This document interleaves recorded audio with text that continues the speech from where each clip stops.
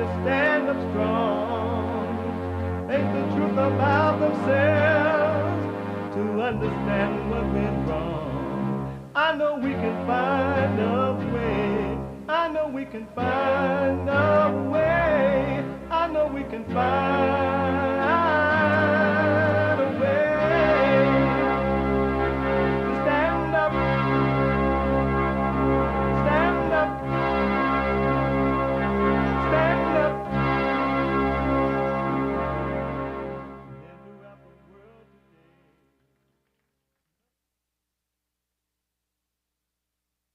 Uniting the races with truth instead of dividing them with lies.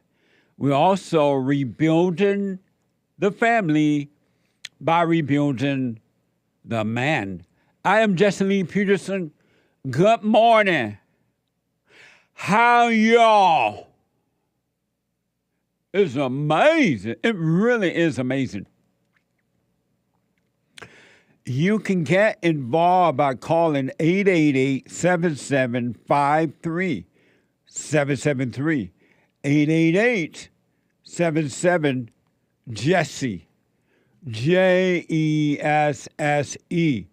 Jesse. My biblical question for this week. The biblical question.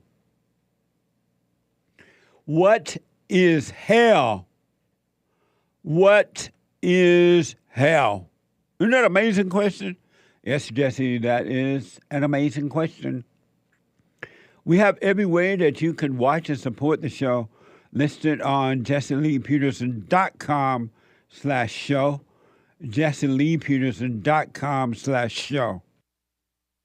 And if you're out and about and you're busy doing whatever it is you're doing, carjacking, smashing and grabbing, using your automobile to break into a business so a bunch of people can run and steal from it, killing one another, gang members or whatever, or just working out, or just laying up at a beach.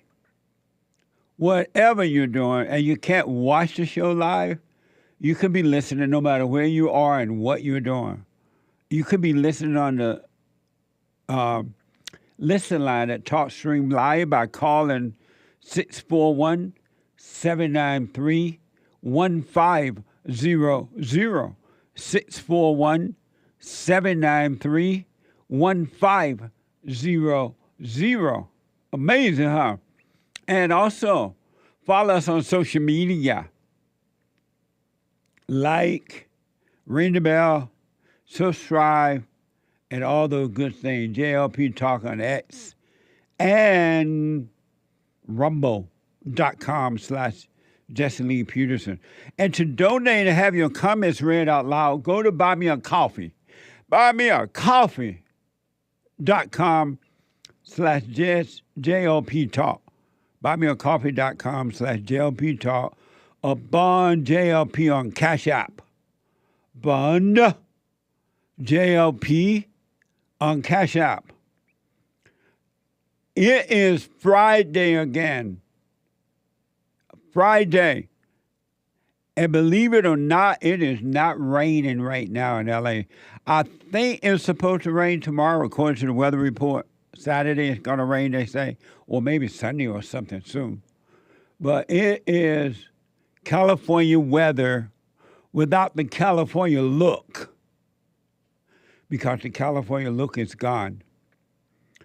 It's Friday again, and every Friday here at the JLP Talk Show here, it is Get It Off Your Chest Friday, right? It is whatever is on your mind. Express yourself Friday. You Tom like a mug. You need to go and get yourself bleached, because everything you say about black people, and you're sitting up there looking like a tar baby. It might sound like a semantics argument, but he's a gray alien. I wonder if he's been smoking pot. The one thing that unites all of them, because there's many different groups orbiting Trump, but the thing that unites them as Christian nationalists is that they believe that our rights as Americans, as all human beings, don't come from any earthly authority. They don't come from Congress. They don't come from the Supreme Court. Yeah. They come from God. That's right. What the? And I really believe it's the biggest thing missing from this country. For 14 days, the Satanic Temple has erected a display. We have to bring back our religion. We have to bring back Christianity in this country. That's right. Former President Trump defeating Nikki Haley in the Michigan primary yesterday. I am the chosen one. That's right. If you love only the people who love you, why should you receive a blessing? That's right. Even sinners love those who love them. Deep. That's amazing. That's my first time seeing that as well. The American Anchor Baby put that together. It is amazing. Once you really, and I'm telling you this as a witness, not just because someone said it. Once you really, really, really pay attention to you, really just watch what's going on inside of you and start, I don't care how long it takes, how painful it gets, how narrow the road is. If you stay with it, if you endure to the end, it's going to be amazing for you. It's going to be amazing the number of illusionary walls that will be torn down inside of you. It's going to layers and layers of false self. This whole nature is a false self. It's crazy how it's so crazy how it is that I can't even explain it. You have to see it for yourself. And so that's why I'm pointing you to the right way to find it. And it is inside of you. It really, really is.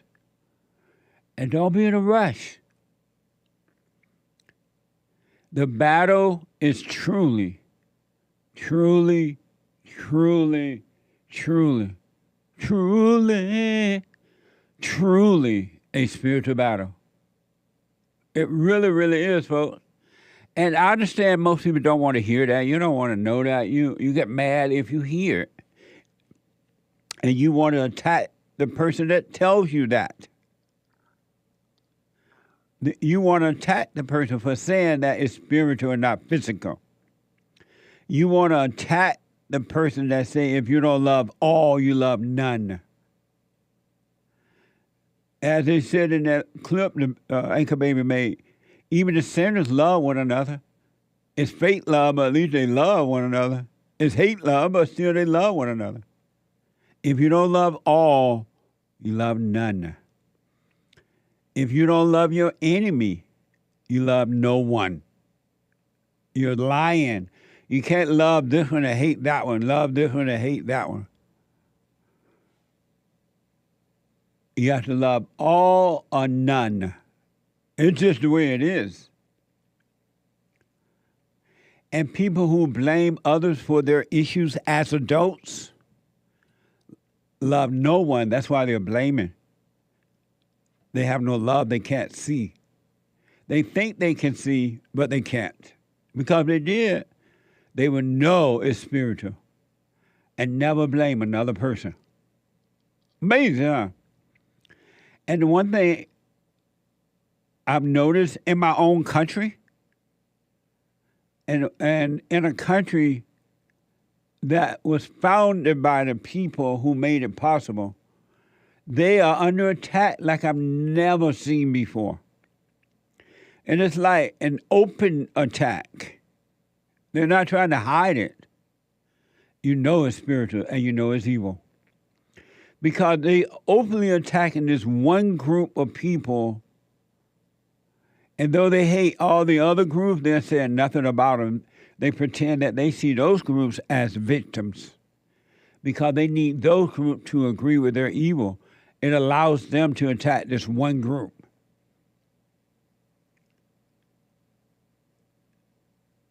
It's mind-blowing. I understand it. You know what I say is mind-blowing to see it? It's mind-blowing to see it. It's just crazy. And yet most people don't see it. They think it's real. The most hated group, this one group, where let me just reverse that a minute. They hate this one group, but in reality, they hate all groups. They hate all. They don't love the black or the Chinese or the Asian or the Mexicans. They're just using the Mexicans to attack this one group. The most hated group on this side of heaven, outwardly hated, though they hate all groups. If you don't love one, you love none. But white people are the most hated, outwardly hated. They say it out loud because they're afraid to say it about the other groups. If they were not afraid to say it about the other group, they'll be saying it about the other groups too. They're just afraid that the whole other group will jump on them and take their stuff or take something or whatever, right? But white people are the most hated people, and it's so interesting in that the whites have nothing to do with the issues of the other people, period, zero. And yet they are being blamed for everything in their own country. They founded, discovered, created the greatest country on this side of heaven. And they're being blamed. And all these people come to their country, and not just America, but other European countries, white countries as well.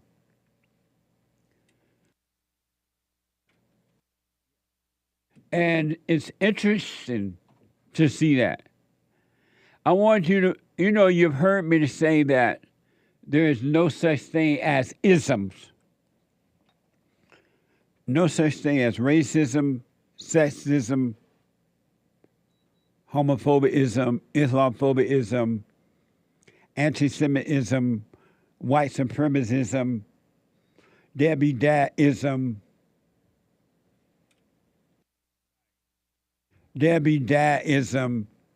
no isms. You heard me say that, right? And that is the truth, so help me.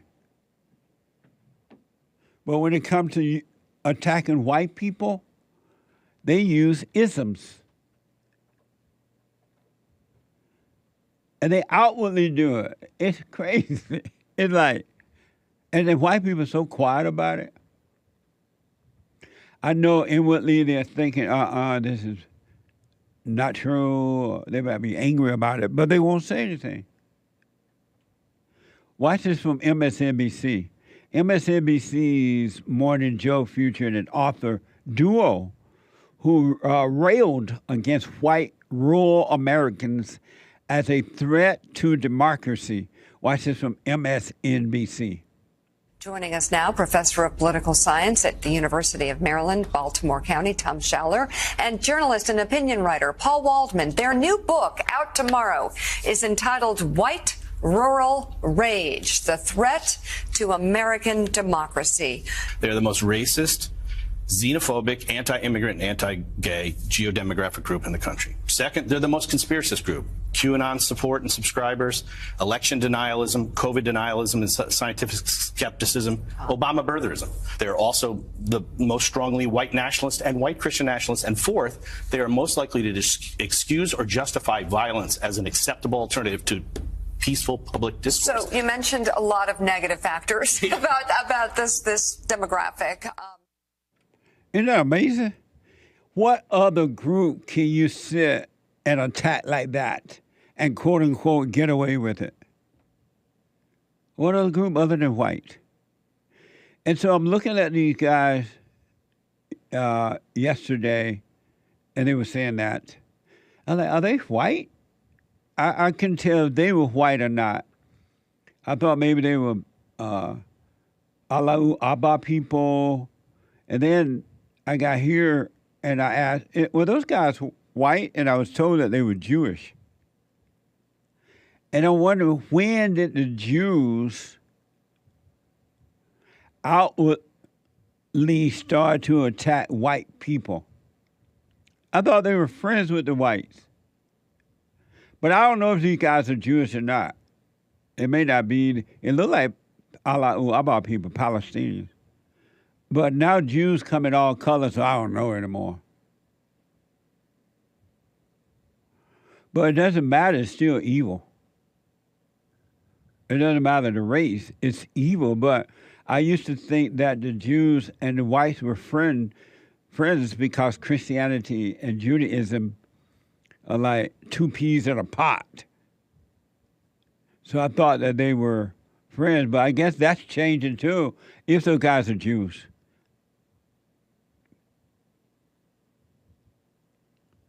It's a spiritual battle, and you're not going to know it for sure, not just because I said it. You're not going to know it for sure until you see it within yourself. Because what's happening on the outside of you inside is what's happening on the inside of you is happening on the outside of you, inside of others. And what I've noticed, because of that, once you hear a lie,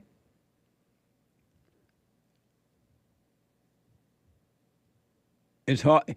No human being can cause you to see the truth once you believe a lie. Because once you hook onto that lie, you believe it, it become a part of you. And that's why I want you to remember this. It's always best never, ever try to prove a lie to anyone.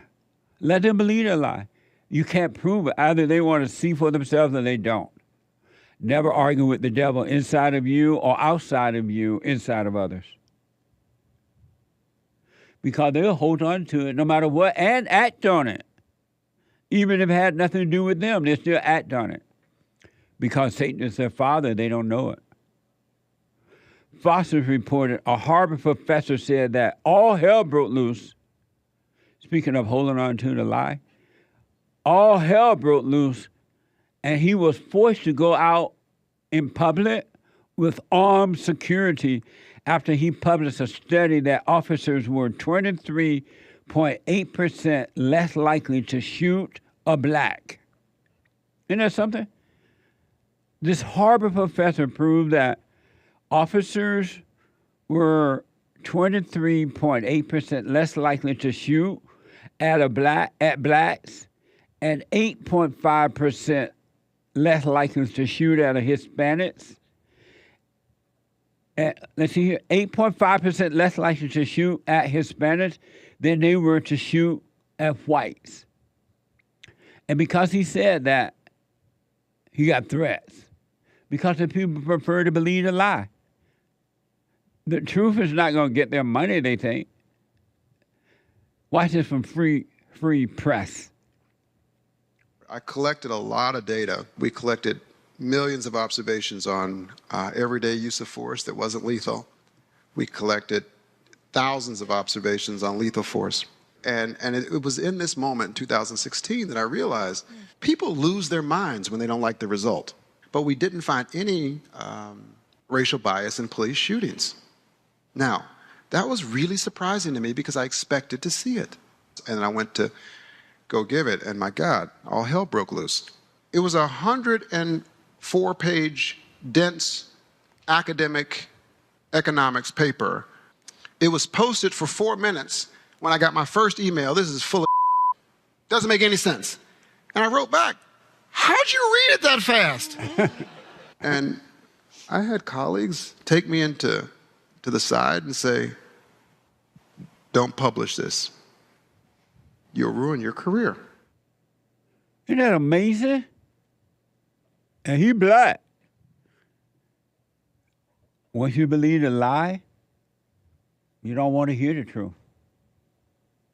The lie feels better to you. It's more of a thrill than it is the truth. So you think.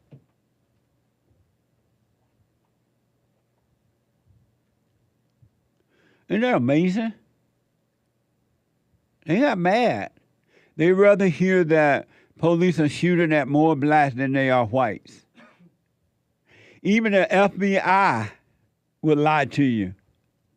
I want you to see this post from the FBI Twitter page. Watch this. Higher prices, dangerous products, and closing businesses. These are just some of the impacts organized retail theft has on everyday Americans. Learn what the FBI does to combat these crimes on the federal level to protect shoppers across the country. Amazing. FBI.gov/investigator.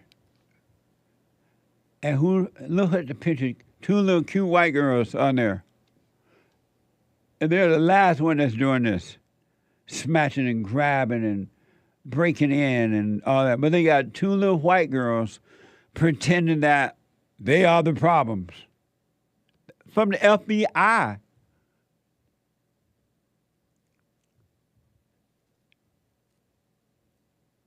From the FBI. Isn't that amazing? They're saying that white people are the problem. That's why things are so bad in the white people country. And the whites say, oh, okay. Amazing.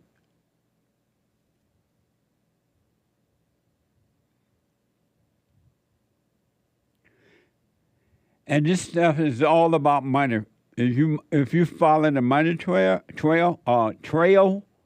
you will see it's all about money. Everything is about money and perceived power. It's never about helping. It's about money. The government is all about money. Wars are all about money. Diverse D&I is all about money. This lie about police brutality on blacks is all about money. Racism, all about money. Blaming the whites, all about money. And perceived power. It's never about anyone else. It's all about money. Everything is about money. There's no love. We don't have love in our country today. No one is ever thinking of the other person.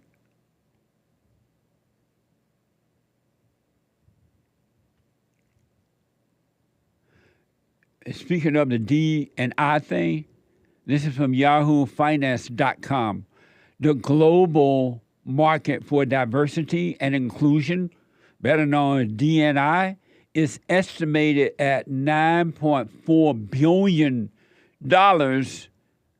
in the year 2022 and is projected to reach $24.3 billion by 2030. It's about the money. They're hiring these people, these companies hiring these people to go into their businesses, their schools, and everywhere and talk about diversity and inclusion. It's all about money. They're lying to the people. These companies are paying around the world, paying out buku money to liars to lie to the people, and they get paid buku money.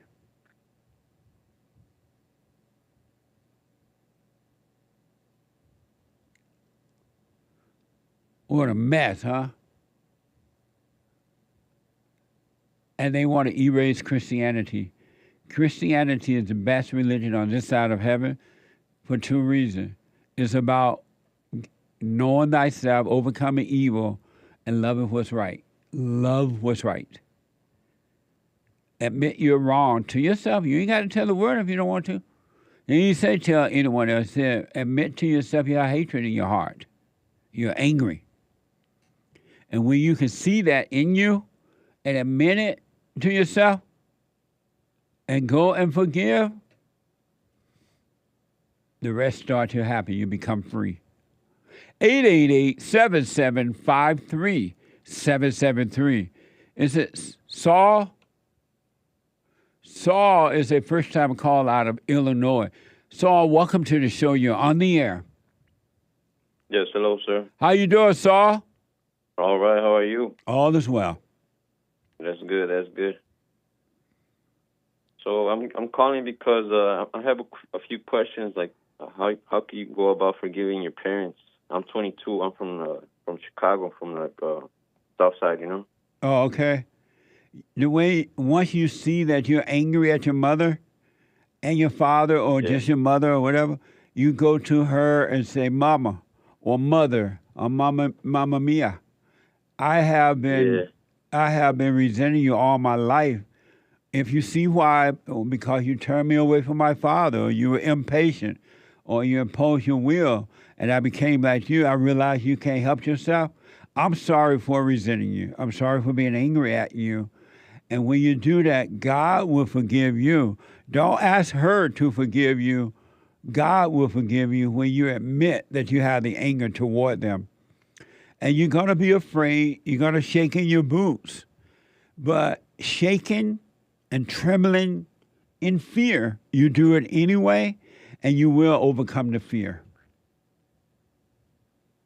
Okay, I had another question because so I grew up like kind of ill as a kid, you know, like very sick, and I'm barely getting better and stuff. So I don't have a lot of money. You to, say like, you move out grew up? yet. You grew up what now?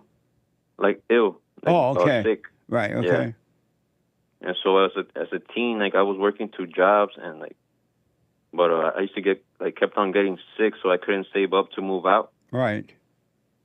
So is it okay, like, if I still live with them and forgive them? Because my plan was to, like, forgive them and then move out. Like, but I don't have much money right now, so, but I want to forgive them already. That's the thing. Like, I feel like that's absolutely. what's You needed. can, if you need to stay there for now, absolutely. You still forgive, and then you stay there until you're able to move. Don't just jump up and move, because you'll do it before time, and that won't work out. But absolutely, you can forgive them. And if they start acting out, the mother starts saying, you blaming me, and if she starts being nasty to you, just don't react to her. Let her be nasty. That's on her. You still forgive, and a way will be made for you to move out and have a life. Okay, Jesse. And so how about your dad? Because my dad, like, I didn't really speak to him growing up. Like, we were not close. Because he was in the military, he was like a very tough guy, you know. Right. And so I don't we barely speak about anything these days. Like I feel like I already forgave them in my heart, but I want to like personally tell them to their face. Like, right. Do I tell them like one by one, or like try to get them together? Whenever opportunity comes, if the opportunity comes where they both happen to be together, you can tell them then. If not, you can tell them separate. Just take advantage of the first opportunity, right? And so with your father, you can if you catch him alone or with your mother, just say, tell him that, you know, you didn't grow up close to him, you wanted to, and why did he make that happen? Why did he protect you from your mother? And you'll understand that he's afraid of your mother. He loved you, it's just that he didn't know how to deal with your mother. He may have gone to war and fought against bin Laden, but when he got home, he was afraid of your mother. And so he was fighting the Mexican cartel. He was in Mexico. Oh, okay. But you definitely just forgive him as well. Let him know, I've always needed you. I wanted you there for me. Why were you not there for me? The words will come. But yes, forgive. So I ask him that question? Yeah. Like, why were you not there? Yeah. Okay. Just say I feel like that's gonna put him on the spot. Like it's gonna make him feel like a little uncomfortable. And why do you think that? Because I don't know. Like, I have no idea what he's gonna answer to that. I don't know. Right. So you don't know what's gonna happen. Don't assume that he may feel any kind of way. Have a way to see, and whatever he feels is on him. It has nothing to do with you. Okay, Jesse. Well, that's all, Jesse. Thank you very much. Okay, I'll call you back when I do it. Okay, do the silent prayer. All right. Okay, I'll do it. All right, buddy. Thank you. Okay. 888-775-3773. 888-77-JESSE. Quick break. Back in a moment.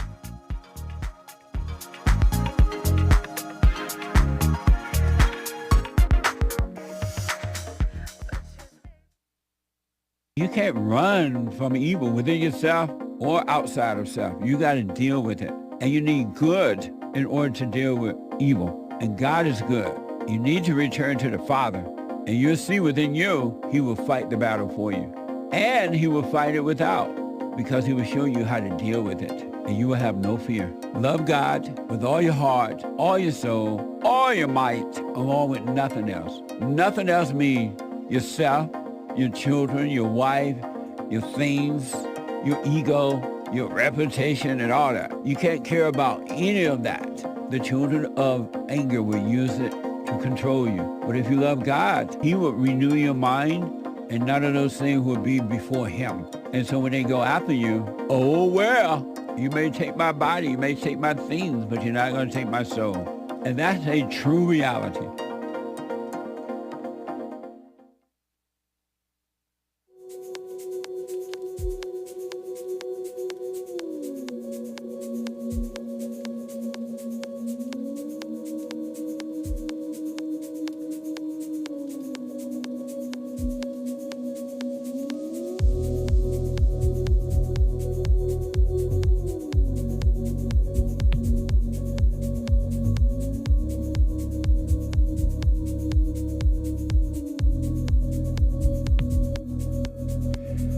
All right, a couple announcements. It's Friday, so it's a busy day again.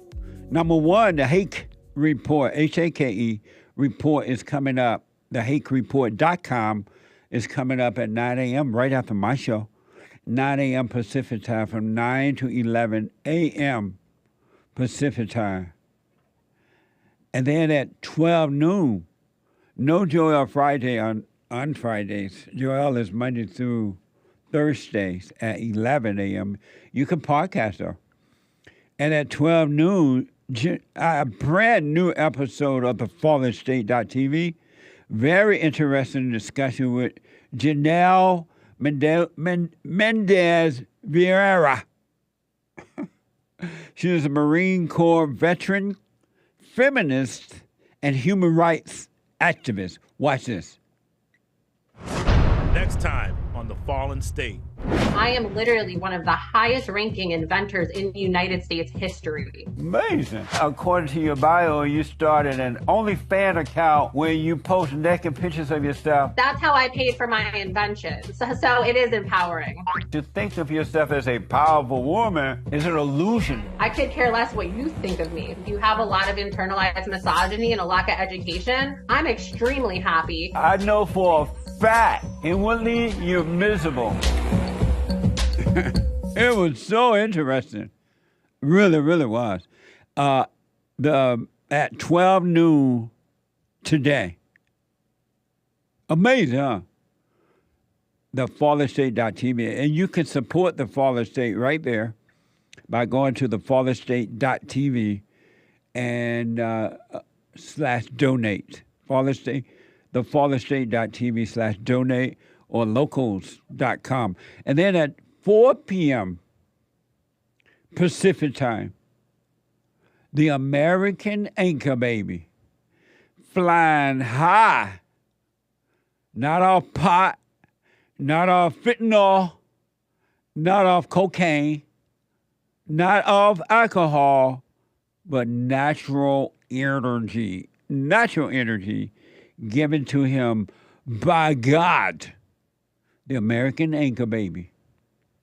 The American Anchor Baby at 4 p.m. on Fridays, Pacific time.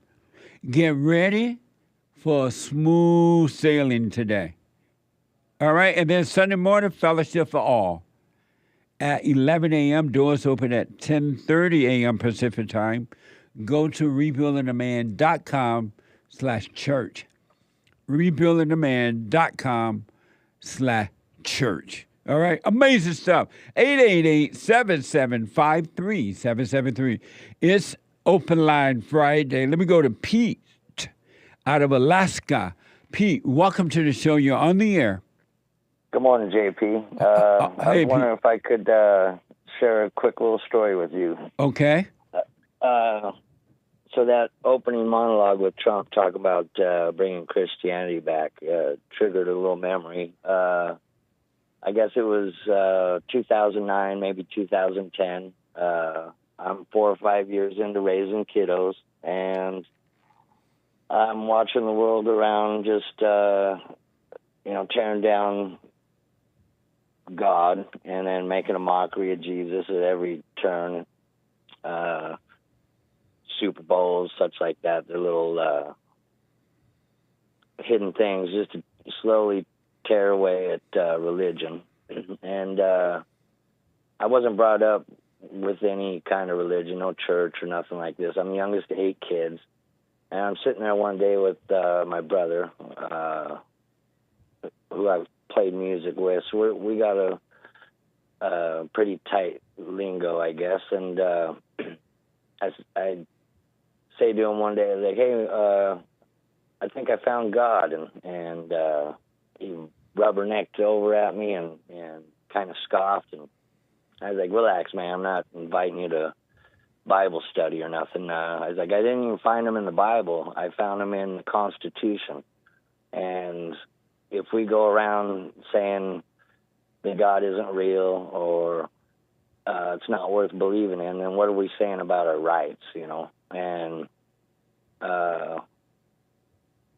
then I slowly started to look more into it, and then, eventually tripped across your show, and it shed quite a bit of light on that. But that little opening monologue with Trump talking about that, and this is long before Trump was ever, running for any kind of election or anything like this, and so it's not Trump's fault. Amazing. And all the chaos and riots that aren't happening under Biden. I mean, you'd think if white Trump supporters, if you will, were going to create such havoc, they'd be doing it right now. I mean, it's what. Well, they don't believe that. Absolutely not. But they say it because they know that white people are not going to say no to it. And right now, they are using white people to receive perceived power and wealth. And so it's a money-making thing right now to attack the whites. Right. They don't really believe that. And their mouths were shut when it was the other way around, when Trump was in leadership and all that havoc was going on. Yeah. Mom was the word. And so on the record, I'm white and I'm saying no. That's right. Take that to the bank. That's right. Amazing. Thank you, Pete. Well, be blessed. Thank you. I appreciate it, buddy. Thank you. All right. Bye-bye. Bye now. Amazing. Hold on a minute. I got to type another note here.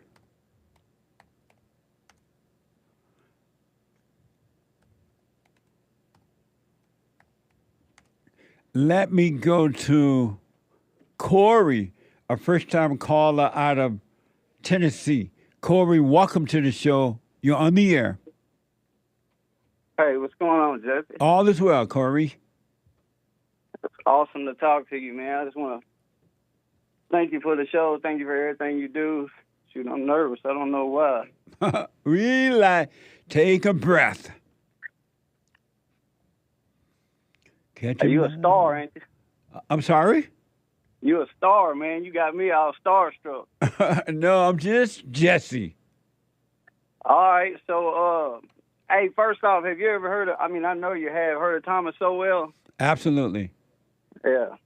Thomas Maybe, Sowell. yeah. All right, so what I was going to ask you is, and like I was telling you, I don't know if that's producer or guy to answer the call, but the fact that if you believe that people are going to create their God in their own image, as opposed to the Bible says God created people in their own image.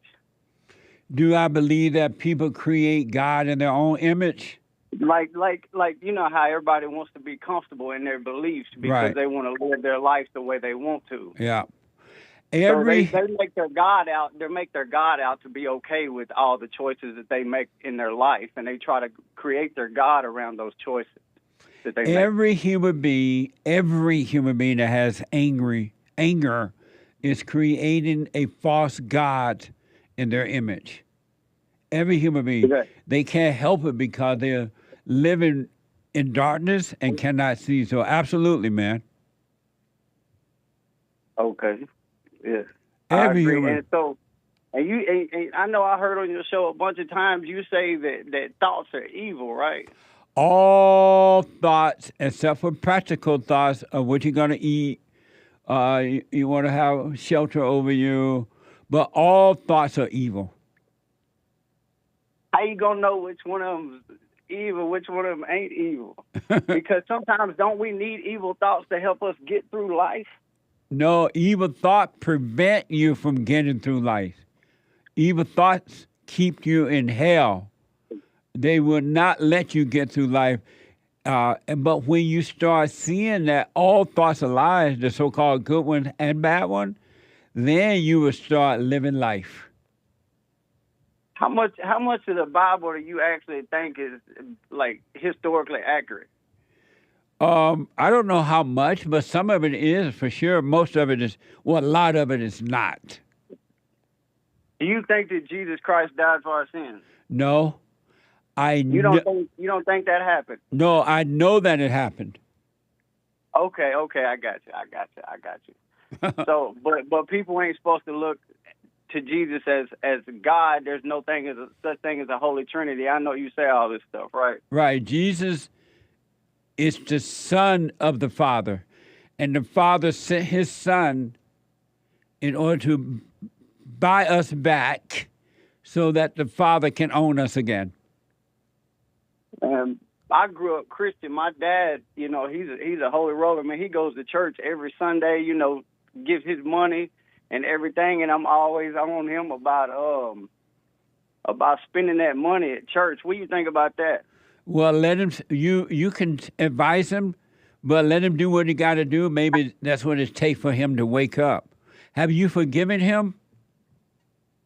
I knew you were about to say that. Man. I knew as soon as I brought my daddy up, because this is what you always jump to. But yeah, I forgave him, man. I forgave him. My hardest person to forgive is myself, because I lost a lot of my life to addiction, and I finally was able to see my way out of it. And I'm just now getting myself together. It's been about 5 years now. How old are you? I'm 44. Oh, okay. So have you forgiven your father? I've forgiven him, Jesse. I've forgiven him and my mama. You told them? I've told him. I literally hugged my dad, and I may not put it in your words. I forgive you for letting my mama basically try to turn me into a beta, but beta. Hey, you funny, man. Hey, I love you, Jesse, man. Thank you. You're awesome, bro. Hey, I love how you handle that dude in the bullpen too, man, dude. Amazing. You know what I'm talking about? No. The bull. He's a black. I think he may be a liberal, but he wears glasses and then kind of light skinned, but. Amazing. He was angry as hell when you was talking to him, man. He got kind of angry, and then he just hung up on you, I think. Oh, okay. Amazing. That's the name of his show, The Bullpen. Oh, I got you. Let me ask, what did your mother say when you went and forgave her? I didn't get a chance to forgive her like that, Jesse. She died back in 2006, but I definitely have forgiven her in my heart. Yeah, she died a part of addiction, Just like most of my family, all of them passed away because of addiction. But are you black? I made it out of there. Are you black? Sorry. What? I'm white. You sound black. I'm from. Man, I'm just a product of my environment, a victim of society. So let me ask you this: you said that you have problems forgiving yourself. Yeah, just because I lost so much time, Jesse. I feel like I spent so much time. Basically giving myself water brain or something, the drug version of water brain, because people drink alcohol too much, they get like this brain where they can't think no more. It screws your brain up, man, and it killed my brain cells. The drugs, a lot of the drug cells kill my brain cells, and I feel like that I could have definitely been a lot better person, a lot better thinker. I know I went through all that stuff for a reason, but at the same time, I wish I still had those brain cells. So tell me, describe the self that you can't forgive. Just the time that I lost, and I felt like most of my life. No, but who is the self that you can't forgive? Who is the self that I can't forgive? Right. Describe that person. What does that person look like?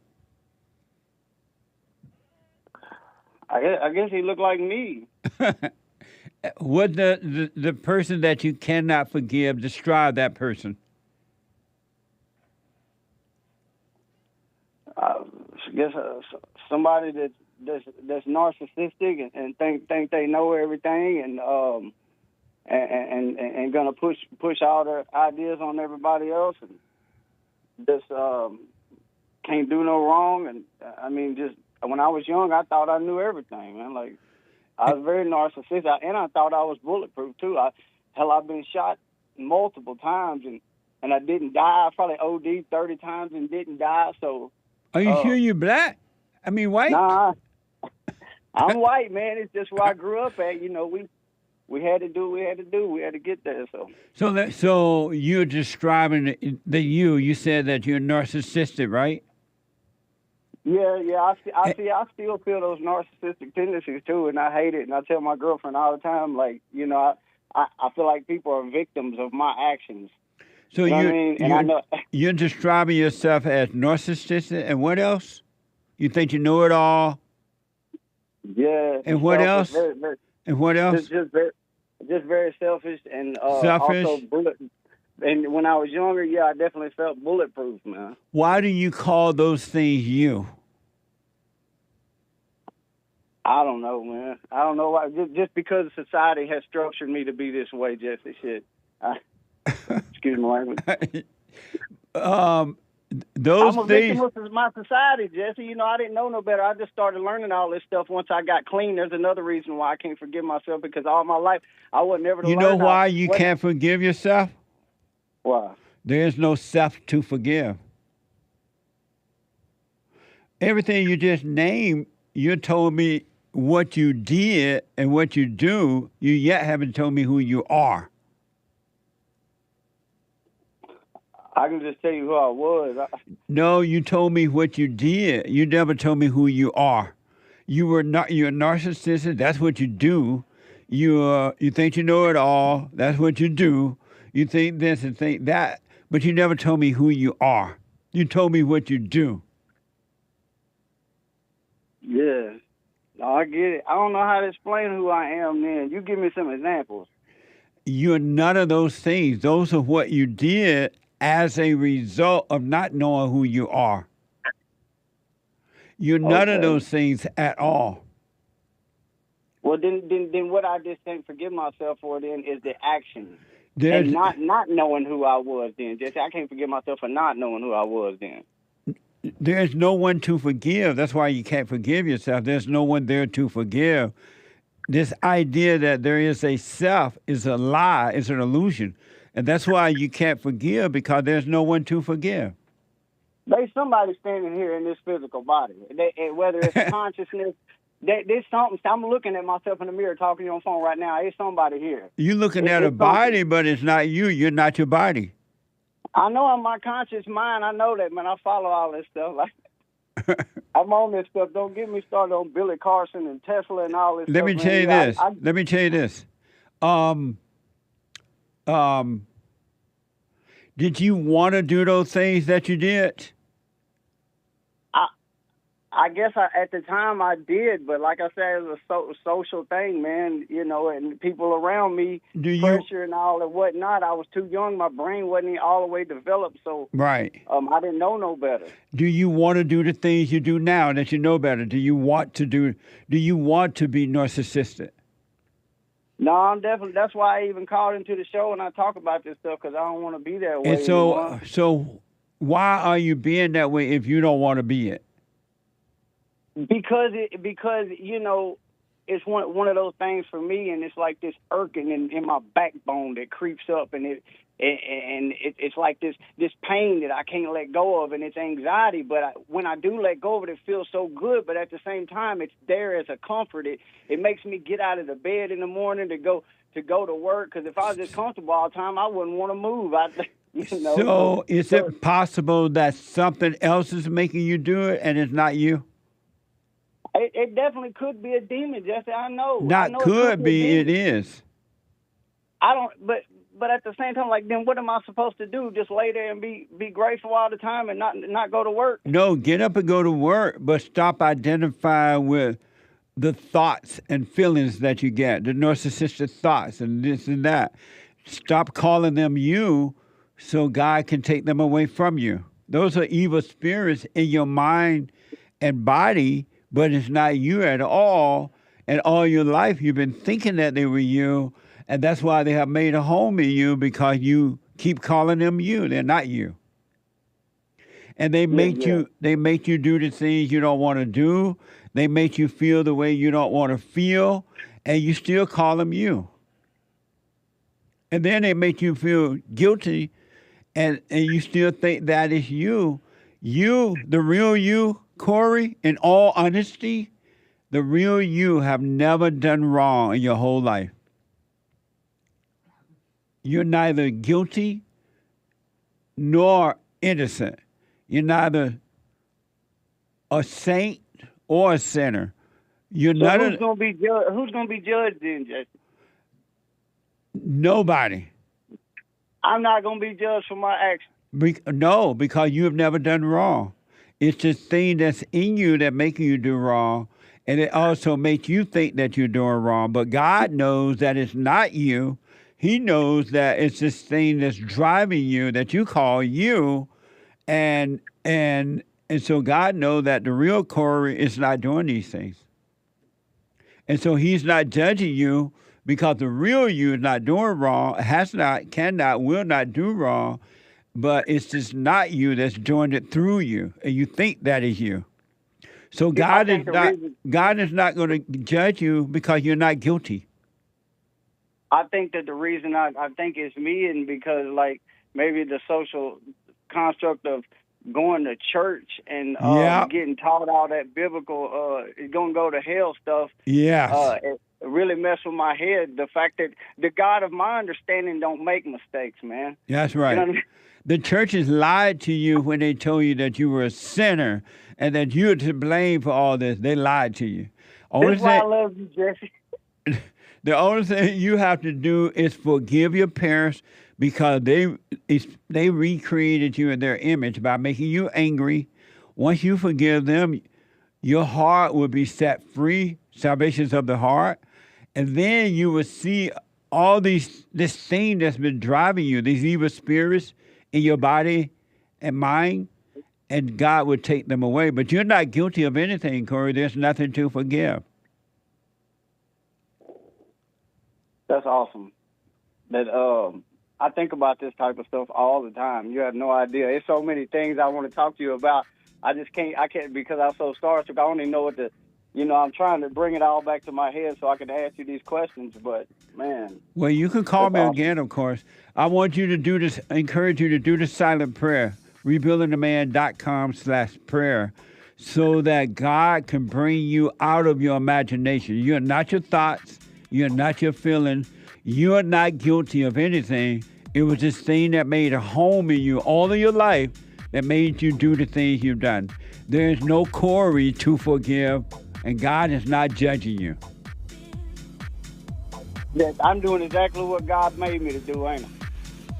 You will when you stop believing the thoughts. Yeah. Corey, do the prayer. Call me again. Let me know any questions, all right? I'm gonna write a list of them. Thank you so much, Jesse. Keep doing what you're doing, man. All right, buddy. Back in a moment. He wants to control you. They do things to make you mad so they can control you. It's like being married. And the wife would do things to make you mad, or she'll do things to make you feel good. And men do that to women too when they want something from the woman, especially sex. They'll make her feel good, or they'll make her angry. And the woman's gonna have to say, you don't want to be angry. You want to speak up. You want to disagree with what's going on. It's wrong, but do not be angry. Then you won't have fear. You won't have doubt. You won't have worries. You'll be able to see, but you got to stay away from anger. That's why you must forgive your mothers and your fathers so that you can overcome the spirit of anger. It's a spirit and it's wicked. Nothing good in anger because it has no love, folks. You need love to defeat evil. And love is not a weakness. It's a strength. It's from God. It's His nature.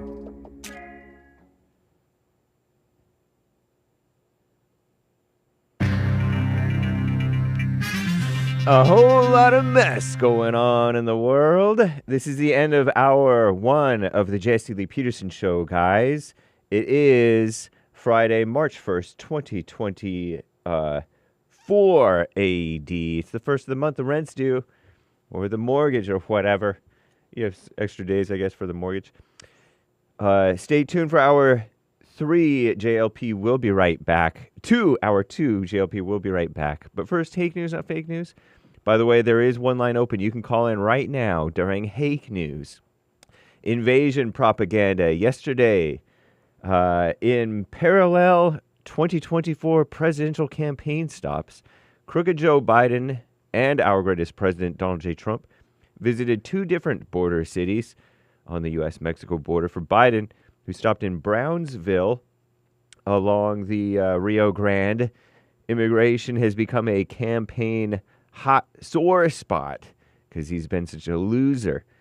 And he's made America lose. There have been a record number of border crossings on his watch, and Americans are taking note. And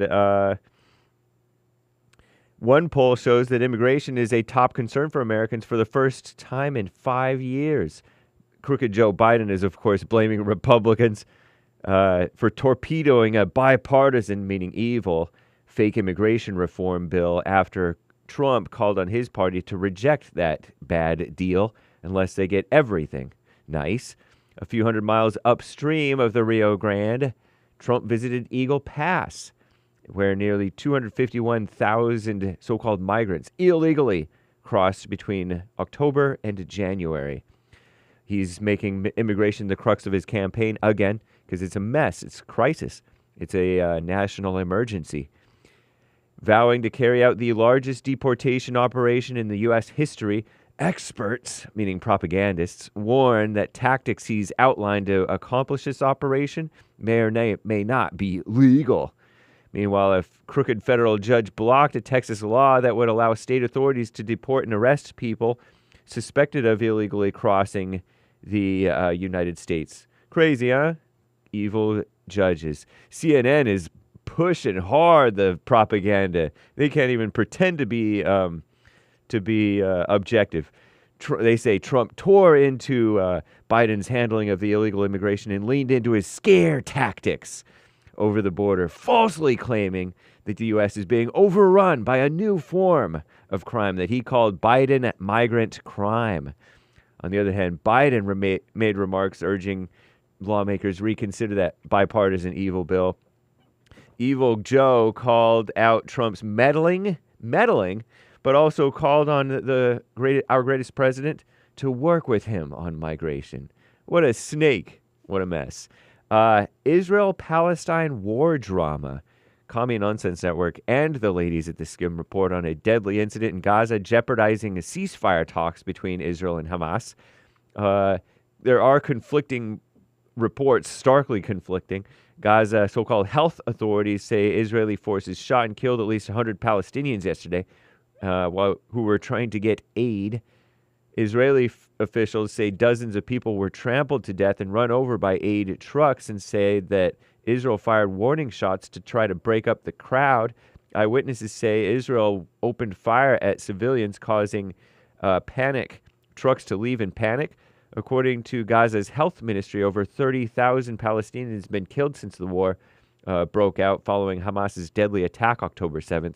In the past few weeks, getting aid to Gaza has been increasingly difficult amid ongoing ground offensive, breakdown of public order, and what the evil UN has said is a refusal from Israel's military to allow deliveries.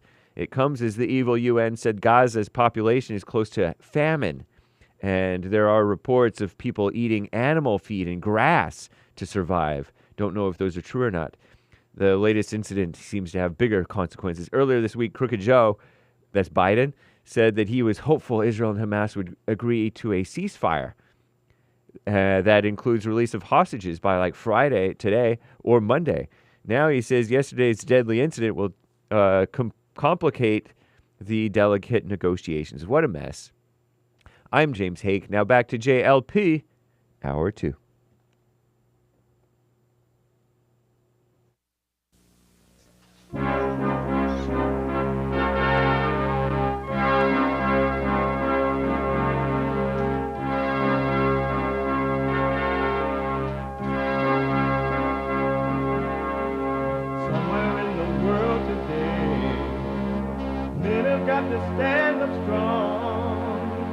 ain't the truth about themselves to understand what went wrong. I know we can find a way.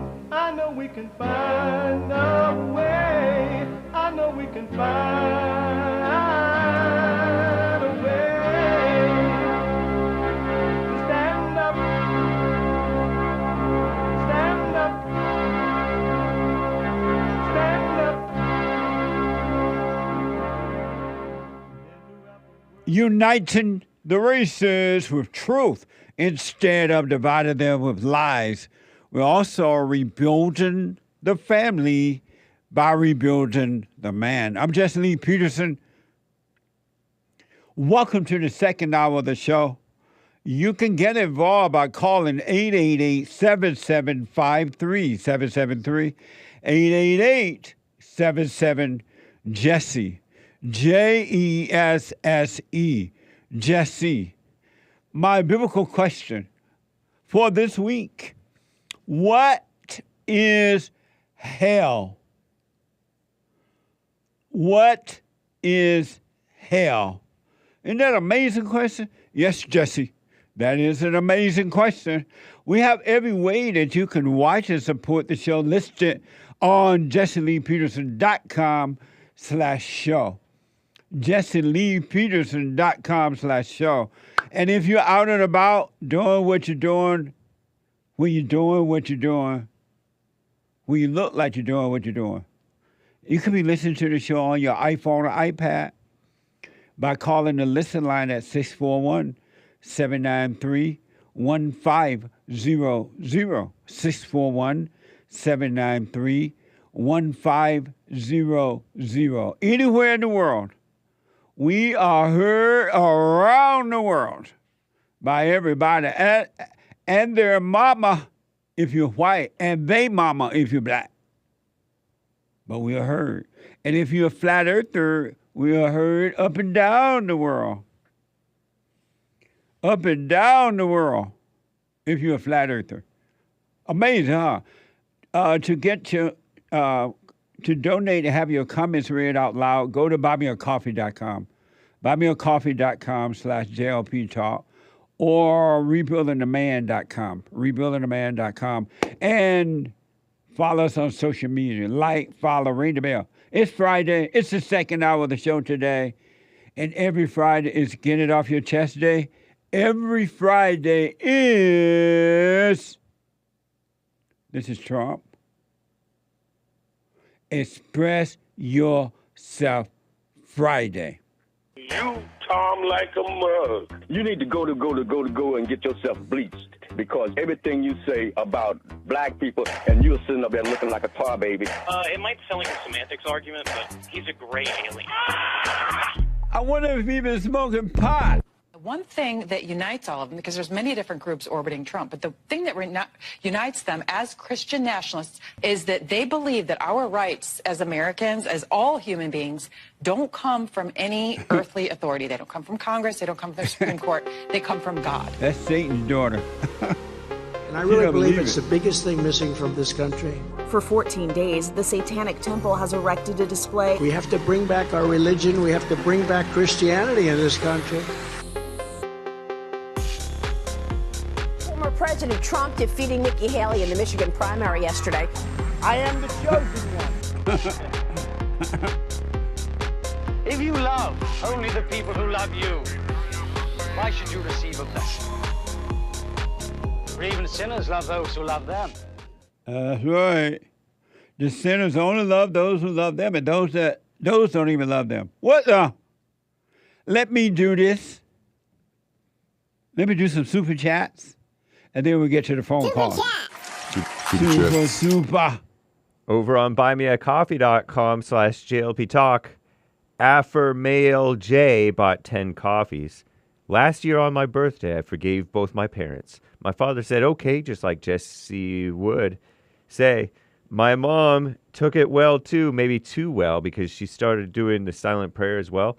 My whole life changed, and everything was going great. I got the job I always wanted, etc. But, of course, when you're doing amazing, Satan does things to bring you down, and now I'm going through legal troubles and slowly losing faith. Single tears crying emoji. along with everything else I worked so hard for. What should I do? Don't believe any thoughts about what's happening.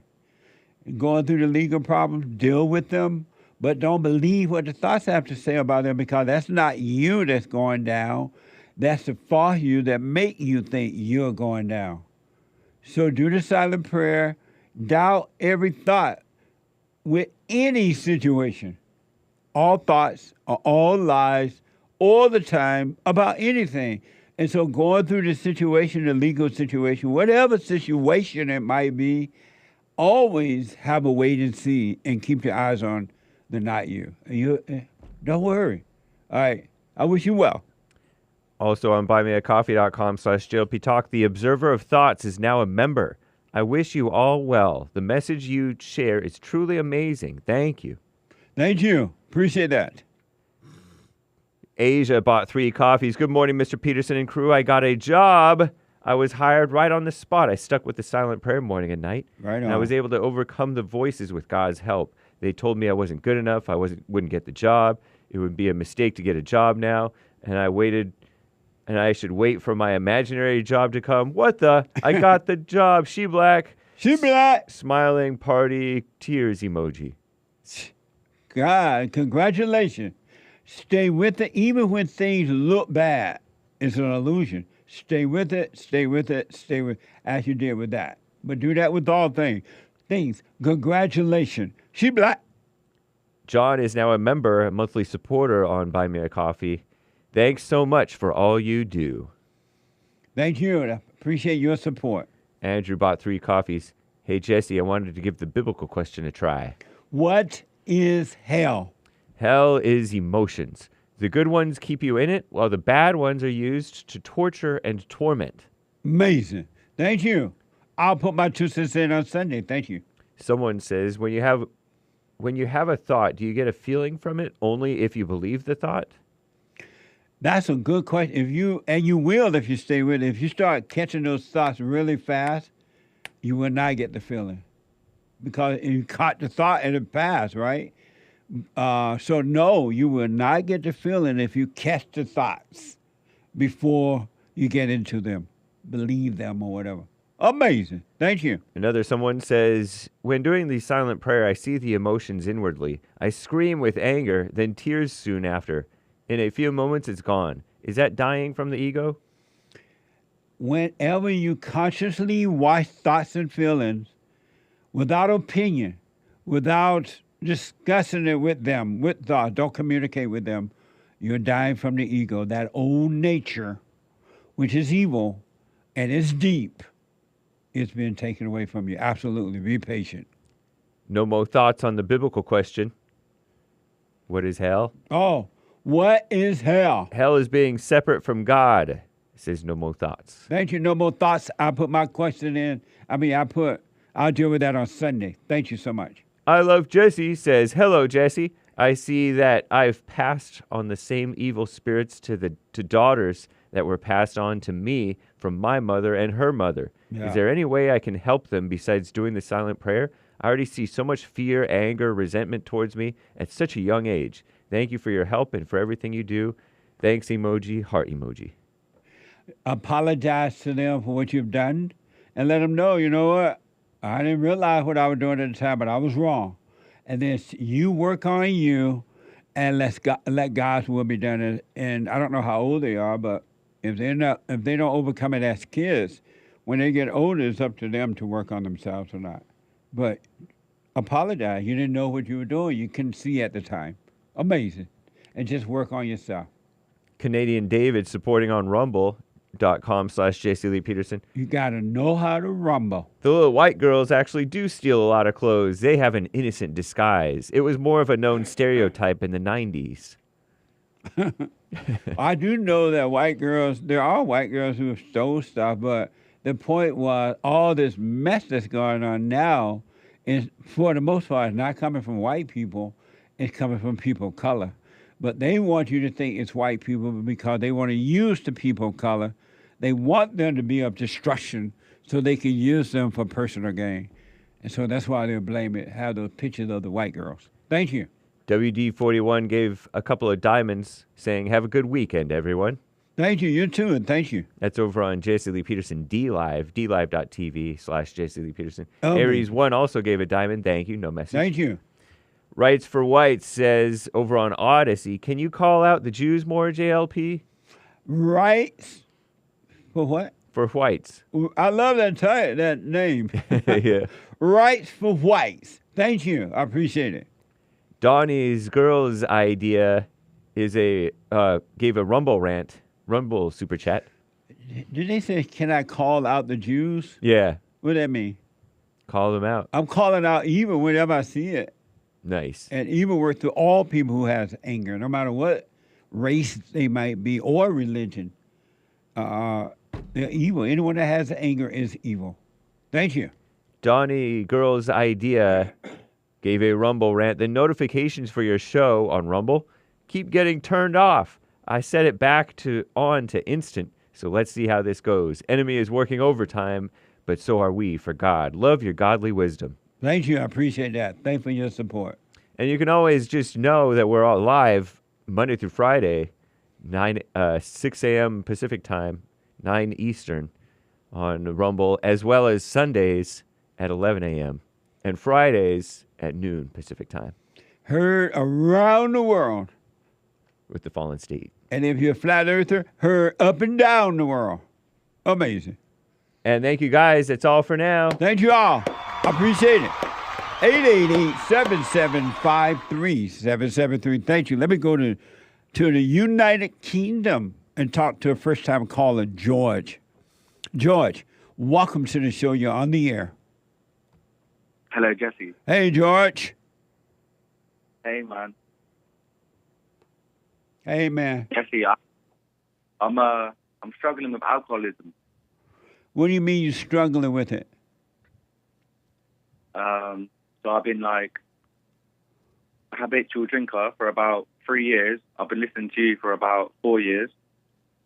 And I used to go fishing and listen to like you on my headphones and stuff. Right. And it made me feel good. Like I was to feel positive. But recently, like since the lockdown, I've been like drinking a lot to the point where it's like putting me in hospital and stuff. So I don't know if you have any advice.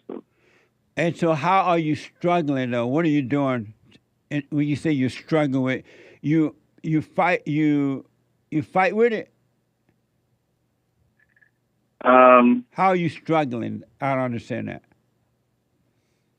I'm struggling because I know, but how are you like, what are the steps in struggling? Just like I always wake up thinking, oh, don't worry, I won't drink today. And then I go to the shop and then I am drinking. So. Oh, you wake up and you tell yourself you're not going to drink? Yeah, I don't know if it's the demons in my head, man. It feels like the devil, isn't it? It is, 100%. Here's what I recommend. I recommend you get rid of all opinions, all ideas about drinking. Don't judge yourself. Don't tell yourself you're going to do it or you're not going to do it, because the drinking is not the problem. The problem is you're believing the thoughts and feelings about the drinking. You're not watching those thoughts. You're believing them, and that's why you're doing it. You need to watch those thoughts, and then let's say you don't drink for an hour or two, and all of a sudden the urge come really hard on you. You can't help it. You just got to do it, right? Be aware of yourself doing it. Be aware you're going to this refrigerator, wherever the liquor is. Be aware of yourself getting it out, pouring it into the glass. Be aware of yourself drinking it, but have no opinion about it. And I promise you, if you have no opinion about it, it'll be taken away from you. Don't go unconscious. It's consciousness that will cause you to overcome it. But don't try to fight it yourself. You can't fight that. See, this is what I struggle with, because my father was an alcoholic, and I feel like I always remember growing up thinking I'll never be like my dad, and then now I'm kind of exactly how he is, and I don't speak to him anymore. Because you judged your father, so you became like him. When you were a kid, you judged your father for drinking and carrying on, so you become like what you hate. Did you forgive your father for that yet? Have you apologized for hating him for that? I found it really hard to forgive my father. In fact, in the last 2 months, I've actually cut contact with him because I just felt like, I don't know, I couldn't. I don't know. I just cut contact with him. I don't know. So have you forgiven your father for drinking and doing those things while you were growing up? I haven't, no. And how will you, that's why you're drinking too, because you're in hell right now. How will you be forgiven if you don't forgive?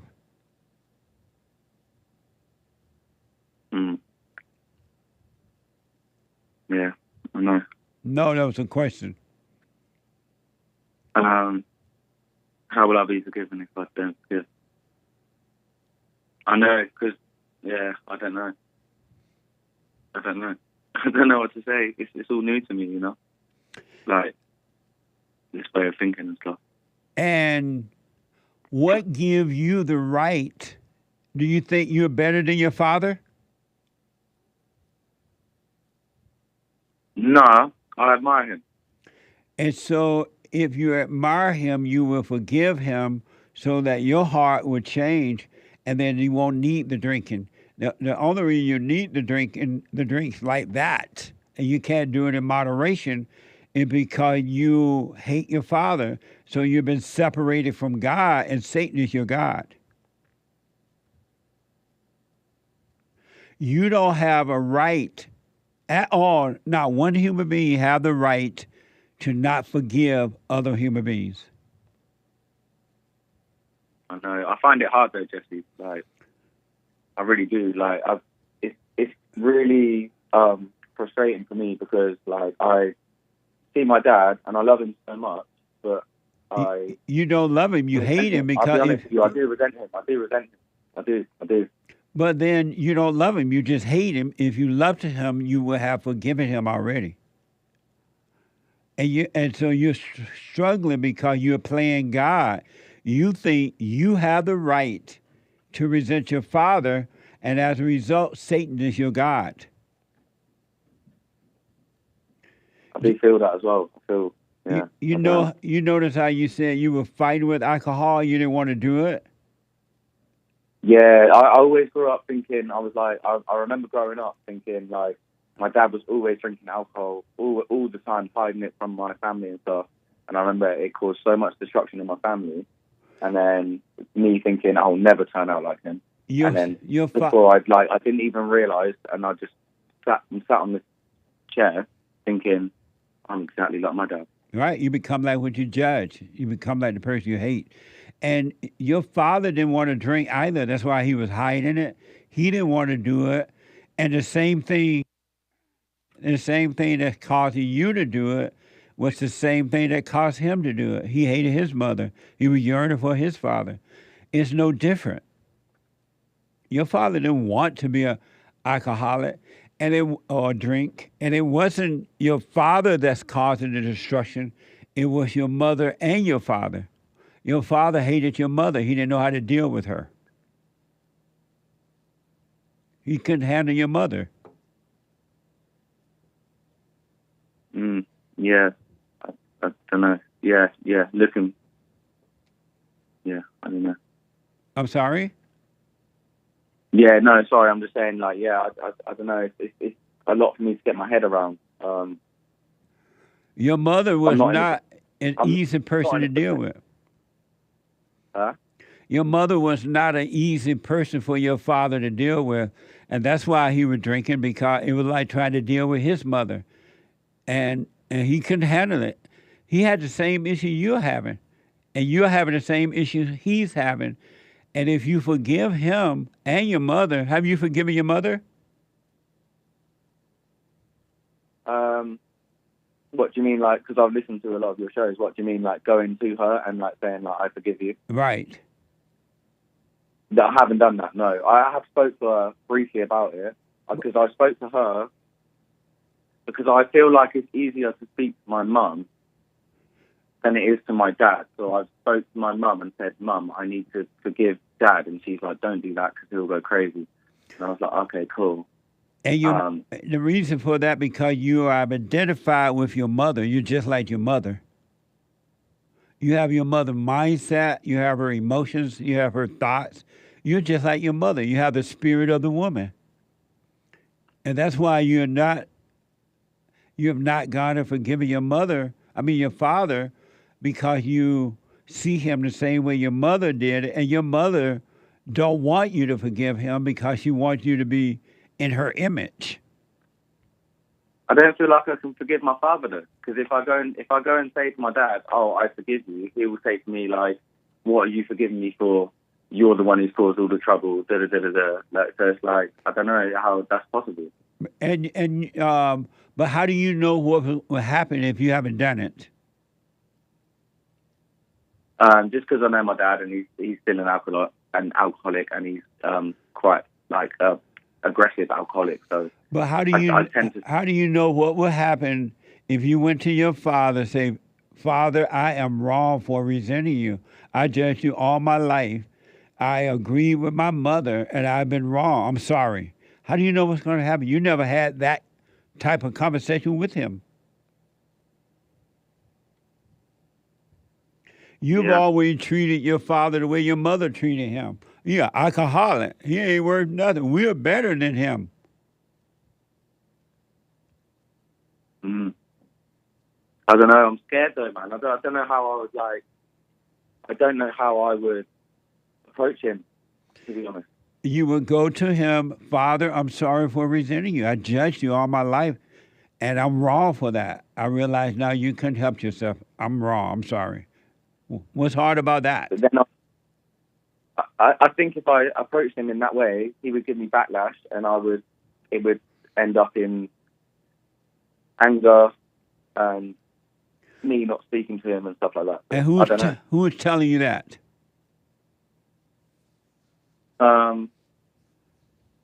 Well, I just know what he's like. Who is telling you that that's what's going to happen?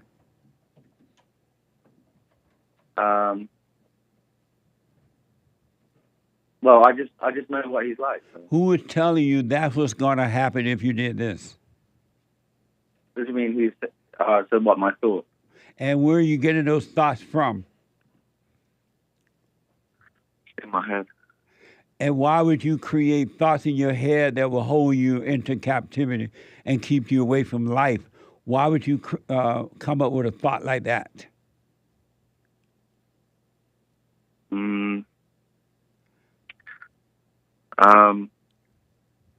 I don't know. I don't know. Well, I would come up with a thought like that because I know from previous experiences. But that's not it. Those are not your thoughts. Those are the thoughts of your God, the devil. He's telling you, don't go and forgive because you know how he is. This is what's going to happen. And you're saying, okay, God, I won't go and forgive. You're worshiping the devil. And you're going to stay in hell until you forgive. No, but Jesse, you don't understand, man. It was so. Well, I don't want to say that, but it was so bad as a kid. It's hard to forgive him. I can't explain it. How you know it's hard to forgive him when you've never forgiven?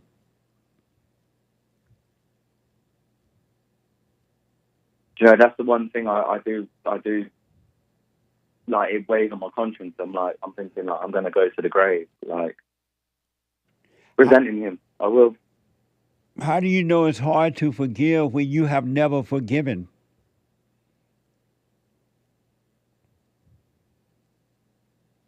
Okay. I know you're good at this. I've watched you for a long time. I know, it's so hard though. How do you know it's hard to forgive when you have never forgiven? But if I forgive him, does it mean that I have to can I forgive him without being in, do I have to say it to him? How do you know it's hard to forgive when you have never forgiven?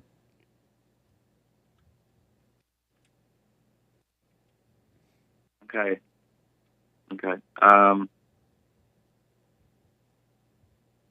I'm sorry, I'm just thinking. How do I know it's hard to forgive if I've never forgiven? Because it is hard to forgive. How do you know it's hard to forgive if you have never forgiven? I don't know. Do you know what? I'm not sure I know how to forgive. You said you've been listening to my show for a long time. You know how to forgive. Admit that you were wrong for resenting him, even as a kid. That you were wrong for resenting him. You were wrong as an adult, and now you become like him. I'm wrong. I can't help myself, so I understand you couldn't help yourself. And stop listening to the devil telling you what's going to happen. You're going there to forgive. You're not expecting anything from him. Whatever he does is on him. It has nothing to do with you.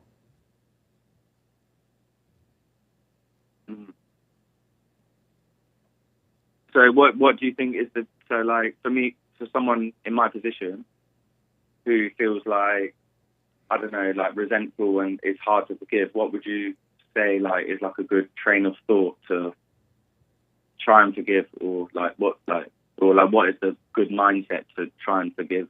I don't know. A good mindset is no mindset. No mindset. Right. Just go and do it. What? Just go and do it. If you think about doing it, you're worshiping the devil, and he's not going to want you. All the little demons and the devil are not going to want you to do it because they want to live in you. And you shall always be turned away from God as long as you're turned away from your earthly father. Yeah, because I do love him. It's not that. You don't love him. If you loved him, you would have forgiven him. Okay. You are yearning for him, that's for sure, because you're yearning for a return to the Father, but you don't love him. You don't even know what love is at this point. But when you go and forgive, I'm sorry for resenting you, then you shall know what love is. But you have no idea what love is at this point. Wow. Yeah, I believe what you're saying as well. I want to know what love is. Yeah, I don't know. I think that was my question anyway, so I don't want to waste your time. Why don't you forgive your mother? She turned you away from your father by judging him, and you judged. By your mother judging him, you judged him too. You just like your mother.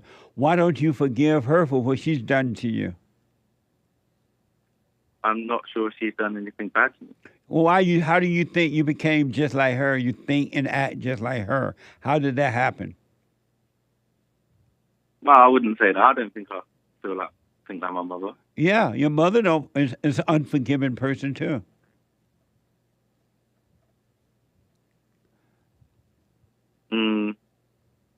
Well, this is what I'm trying to say, though. It's like, if he didn't come home every day and get drunk and that, then we wouldn't feel the same. But obviously we went. That had nothing to do with you. That was between your mother and your father. But your mother got you involved in it without you realize what was happening. Your father didn't come home because he hated your mother and he couldn't deal with the hell in her, so he would have to get drunk.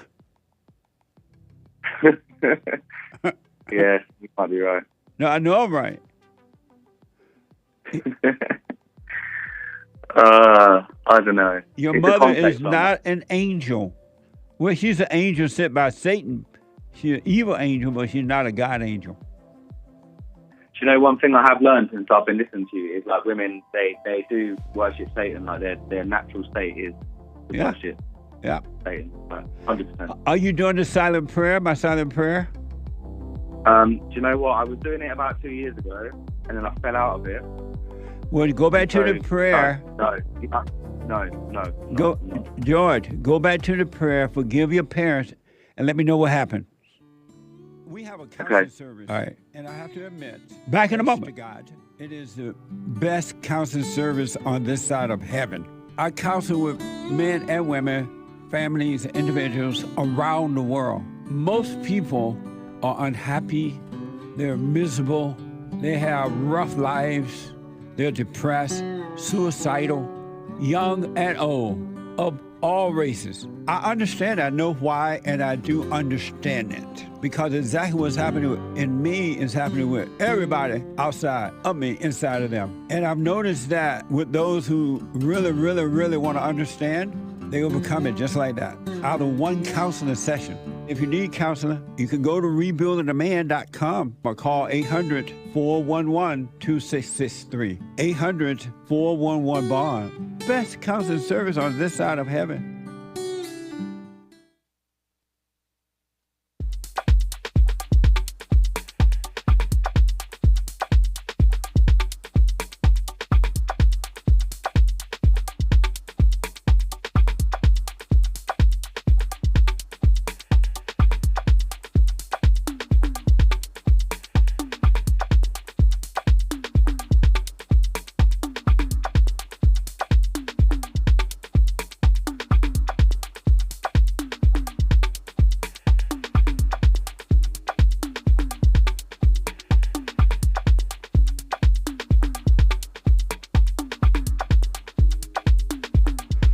Two quick announcements. Number one, for personal shout outs, weddings, congratulations, anniversaries, birthdays, encouragement, I will do them myself for you. Go to Cameo, CAMEO.com/Jesse Lee Peterson, I think. CAMEO.com/Jesse Lee Peterson for personal shout outs. And then check out my books. They are amazing. They are amazing. From Rage to Responsibility, my first book. Scam, How the Black Leadership Exploits Black Americans, second book. 7 Guaranteed Steps to Spiritual, Family, and Financial Success Guide. A little pocket guide that if you're thinking about starting a business or you're already in business or you have a job and you just want to know what to do, and all you need is 7 steps. If you do them, you can't go wrong, but you got to do them. You got to be a doer of the word, not just a hearer. And then last but not least, The Antidote, Healing America from the Poison of Hate, Blame, and Victimhood. And if ever we needed a healing, it is now. It is now. It's amazing. And yes, I will sign all the books. I will sign them. Go to rebuildingtheman.com, rebuildingtheman.com, or call /store, I think. Is it store, James? rebuildingtheman.com/store, or call 800-411-BOND. 800-411-2663. And while you're there, make a donation to my nonprofit. Thank you all for your help. All right? Let me go quickly to Kay out of Texas. Kay, welcome to the show. You're on the air. Hi, Jesse. I'm so glad that the segregation month is over. I mean, Black History Month. Amazing. Oh, this is March already, huh? What the? Yes. Amazing. Yes. And before I even tell you what's on my mind, my company, we had a little Black History Month celebration, and it was so odd. You can see all the white people looking so guilty and trying to, try to save us, the black people over there. And I was like, no way, I'm out of here. And I left there as fast as I can. Now they're saying that March is something called Women's Month or something. What the? Oh my God. I'm like, what? Ain't nothing like White History Month. July is White History Month. Let's see if they celebrate that. No, they're not going to do that. And that's the main reason why I called, because I was on ChatGPT and I asked the system, the AI, can you generate an image of a black person holding a Black Lives Matter sign? And it generated it perfectly. But when I said generate an image of a white person holding a White Lives Matter, it said, no, I can't do it because it's divisive subject and I'm not trained to do that. Wow. I said, what? And then I said, can you generate an image saying Asian Lives Matter? It quickly did it. I said, can you generate an image with African Lives Matter? It did it. But anything that says white, it says no, it's divisive. So what I'm trying to say is, I mean, I like that your team that says uniting the race. Right. Right now, what they are doing, they are really, really segregating. Yeah. And I always tell my white friends, you guys better wake up, as you always say, because they are coming for the white people.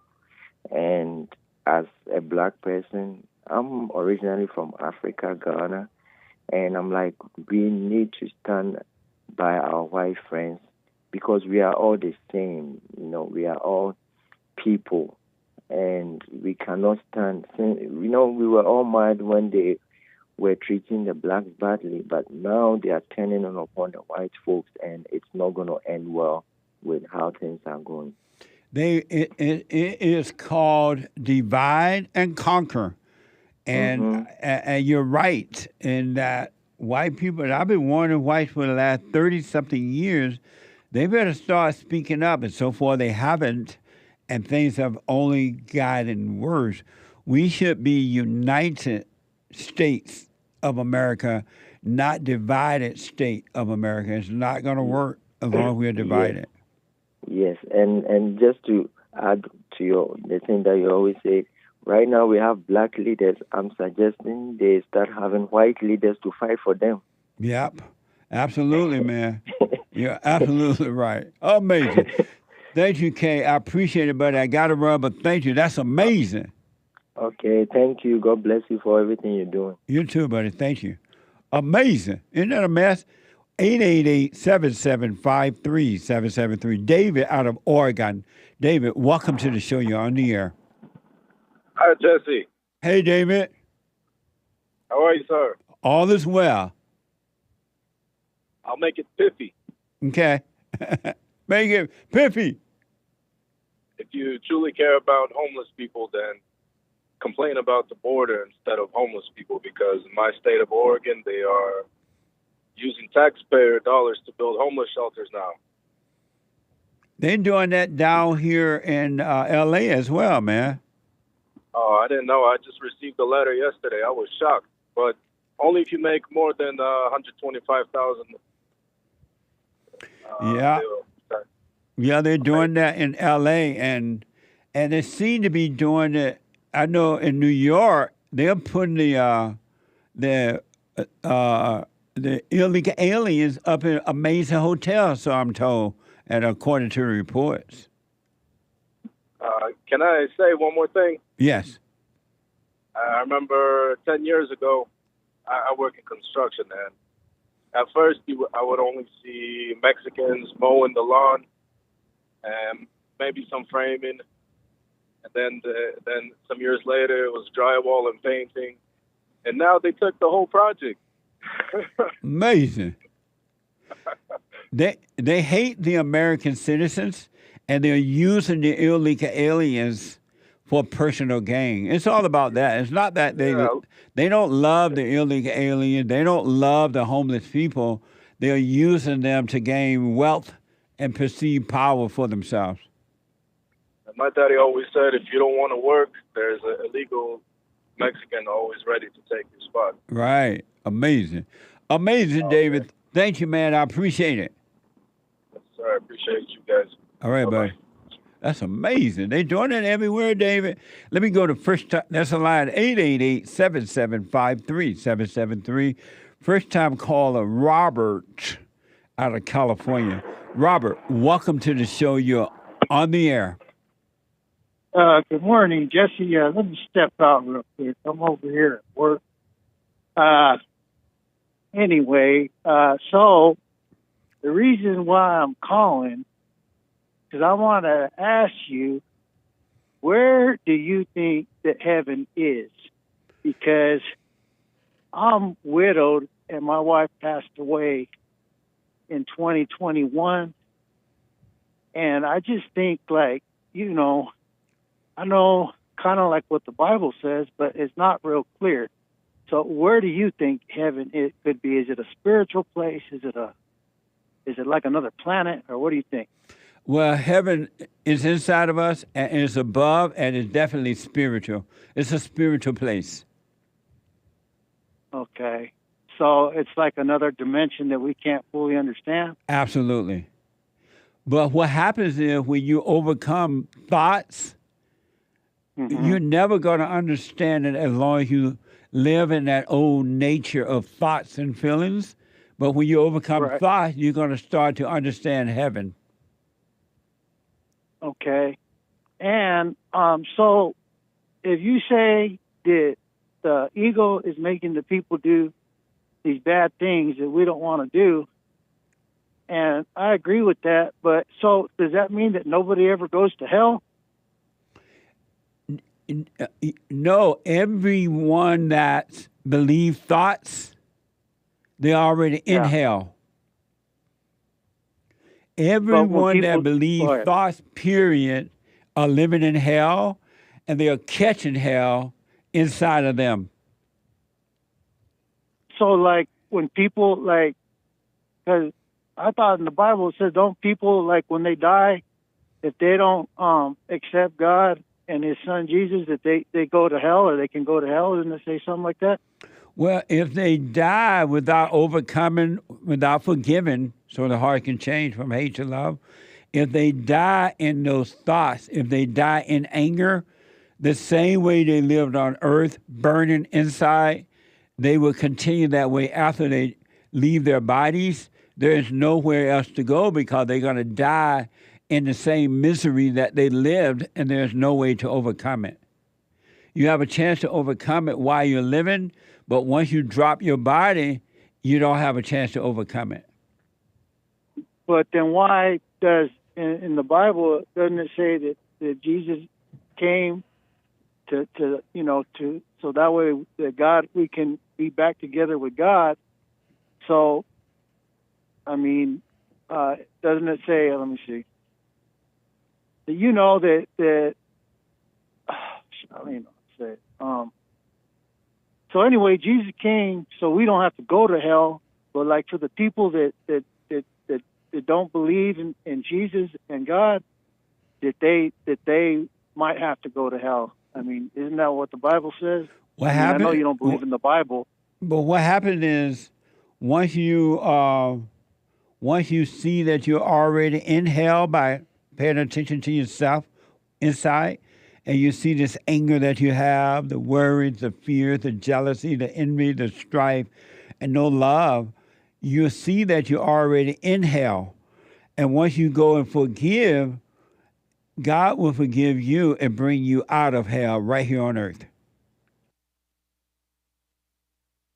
Okay, and so while you're living, while you're alive, if you have forgiven and you're dying from that old nature, you're overcoming hell. You have paradise right here on earth.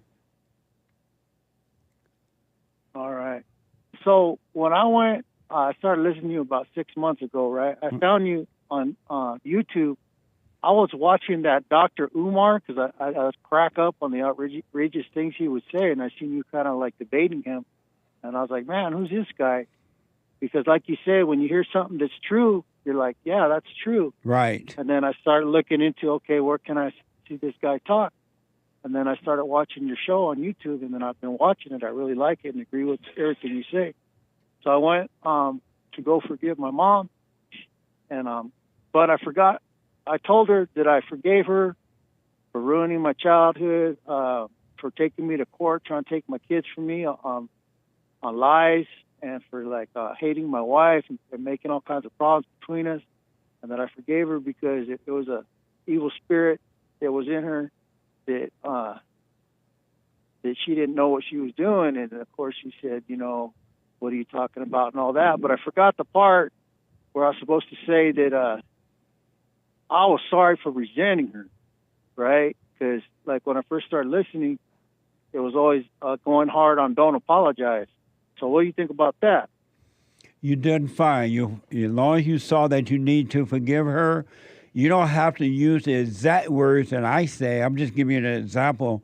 Is that you, when you go and forgive, what you're doing is apologizing for resenting her for what she did, and God will forgive you. So you did fine. That's fine. Yeah, and I'm starting to see a lot of things. I do the silent prayer day and night. And I do read the Bible. I like to read the Bible and all that. And I'm starting to see, man, you know, my mom really had still have a lot of, I guess, evil in her. But there's nothing I can do about that. That's right. And one last thing I wanted to say is, you know what? I think I enjoy when you sing them songs, even though I can't stand that song, All Out of Love. That's so lame, the REO Speedwagon. I'm all out of love. I'm so in love without you.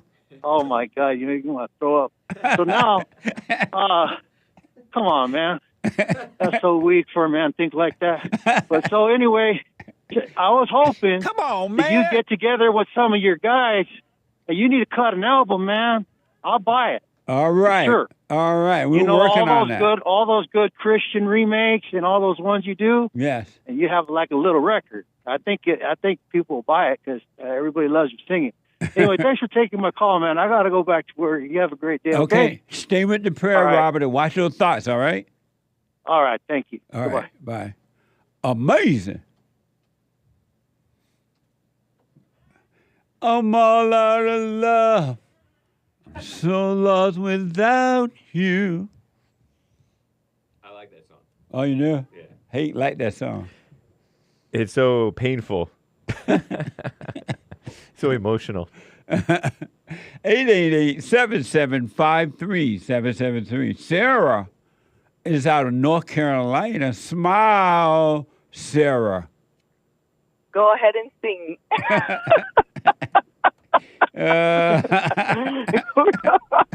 Smile, Sarah. Won't you smile a while with me, Sarah? Amazing.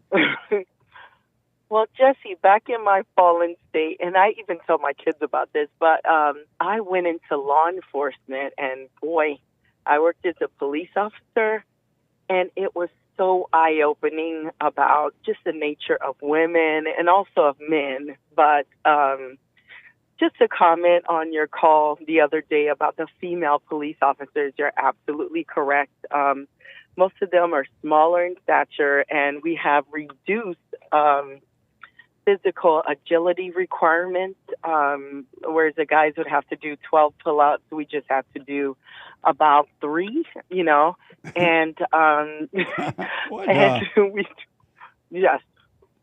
And we definitely had to have backup. Like a guy could possibly go on a call and handle it on their own. They like them to have backup, but there's no way a woman can go on a call and handle the call on her own. Yeah. It's just too dangerous. And the women there, I noticed it was, I don't know if it's an unspoken rule, but a lot of them were doing things to secure their employment, if you know what I mean. Yeah, absolutely. And so, yes. So and then the men, so after the women do that, they have a Me Too card. They could use it. They could cash it in whenever they want to, you know. Yeah. And as soon as they want to, you know, pull that card, they pull it out and say, "Hey, look at what he did to me." So the men are giving up their power to the women. And I wasn't with the program, so I didn't last long at all, you know. So they come to expect it out of the new women who are starting in the position, and so. These women, they say they care about women, but they don't because they're setting a precedent that if you want that job, I mean, this is what you have to do to keep that job. That's amazing. Everything is about money and perceived power and self. It's never about anyone else. So that's why you see a lot of female police chiefs. I mean, there's so many female police chiefs, and don't be deceived. They all did what they have to do to get there. It's really scary when you think about it.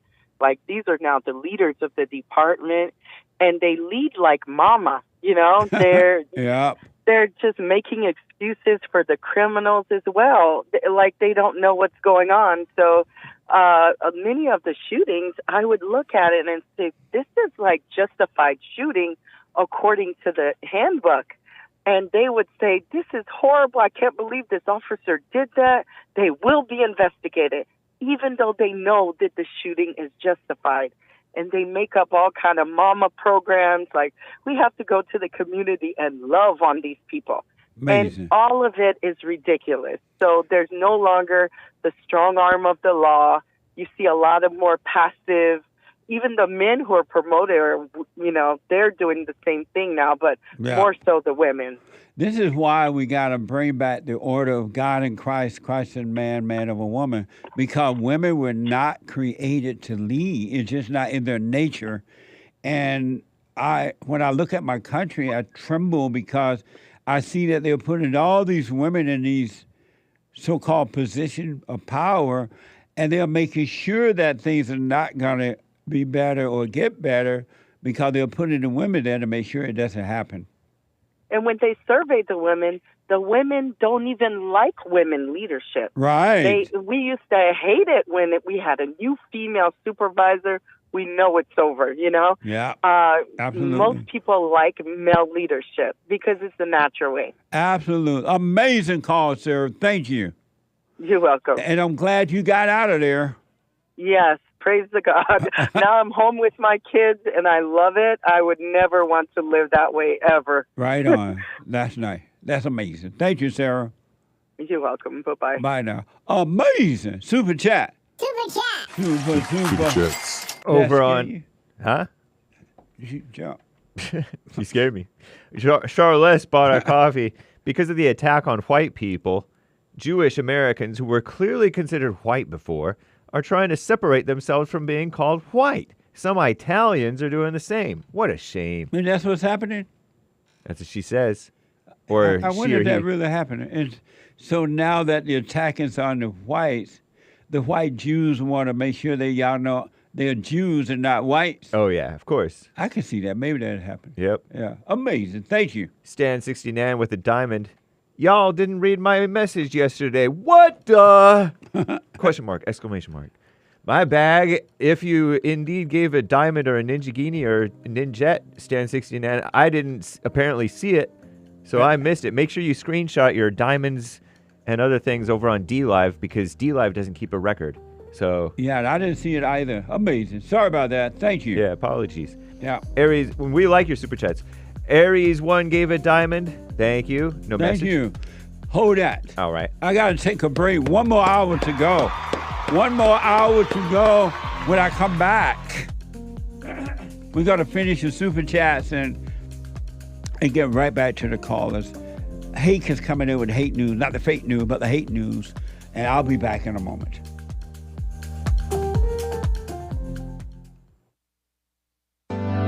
Steve, thank you for calling and thanks for holding. How have you been helped by the show? I'm going to tell you this. I believe you might go down in history as one of the greatest, if not the greatest, black man that ever lived on planet Earth, as far as I'm concerned. I don't know anybody before you that's been that great. You know, freeing the slaves is one thing, but you've been freeing people of their mind, which matters, it should be anyhow, to you more than anything else, because with the mind not being right, there ain't nothing else going to happen right anyway. If you can doubt every thought, because you're not your thoughts, if you can doubt every thought, knowing that you're not your thoughts, you don't create them, they're not from God, that they're from the deceiver, the great deceiver, Satan. If you can doubt every thought, you can be free, just like that. At an instant.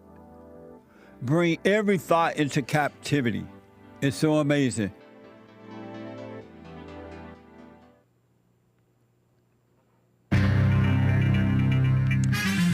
frightful weather some people are having, believe it or not.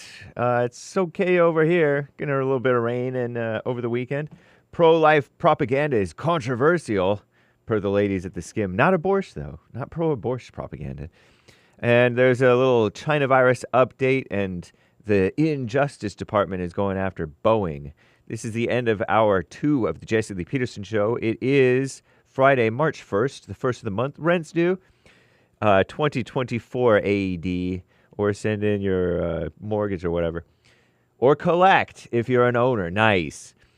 Stay tuned for hour 3, last hour of Get It Off Your Chest Fridays coming right up. JLP will be right back to your calls. There is one line open. You can call in right now during Hake News, not fake news, so the JLP can get to you. By the way, speaking of JLP, get your JLP Live app if you have an iPhone or iPad, or you can maybe download or use the web address if you have Android. Our app, web app, rdo.2to/Jesse. It plays content probably 23, 24 hours a day during the week. Replays the JLP radio show off hours. It also plays Hake Monday through Friday, I think. Joel Friday and Anchor Babies Monday through Thursday shows. I don't think it catches Anchor Babies Friday show, of course. You can go to jesseleepeterson.com/show to find the link to the app and player. I was playing it yesterday, driving around in my car on my Bluetooth thing in the afternoon and evening. Some great calls, by the way, yesterday. So check that out. It's cool. Extreme weather. Snow in Cali. A blockbuster California storm. Blockbuster. What does that mean? Set to unload up to 10 feet of snow in blizzard conditions, according to Commie Nonsense Network, CNN. In parts of the state of California throughout the weekend, the storm will bury California under its biggest snowfall of the year and create treacherous travel conditions, with up to 5 inches of snow an hour expected along the Sierra Nevada mountains. Beautiful mountains. The most extreme conditions will unfold in the highest elevations in the Sierra, and wind gusts of excess of 100 miles an hour. Wow. Meanwhile, Texas, Tejas, bracing for more dry air and ferocious winds. Ferocious today into the weekend, too. Likely fueling the flames of several wildfires in the region, or at least a few. The deadly Smokehouse Creek fire has torched more than 1 million acres, not Lakers, in Texas alone, making it the largest fire on record in the state. The far-left females at the Skim are reporting who could be the face of the new culture wars. Baby Olivia. Instead of books, parents are fighting over a controversial, which usually means halfway reasonable, fetal development video being pushed into classrooms by the anti-abortion group Pro-Lifers Live Action. The 3-minute video was made to reveal the undeniable humanity of preborn children, and that's a quote. In 2023, North Dakota passed a law requiring public schools to show the video or a similar presentation to students. Since then, states like Iowa and West Virginia, Mountain Mama, are attempting to pass similar bills. Backers say these bills that they're looking to educate students. Backers of these bills say they're looking to educate students on human development, but medical experts, meaning propagandists with an agenda, say the video is grossly inaccurate by showing development occurs 2 weeks earlier than it actually does. Oh dear, 2 weeks, gross, inaccurate.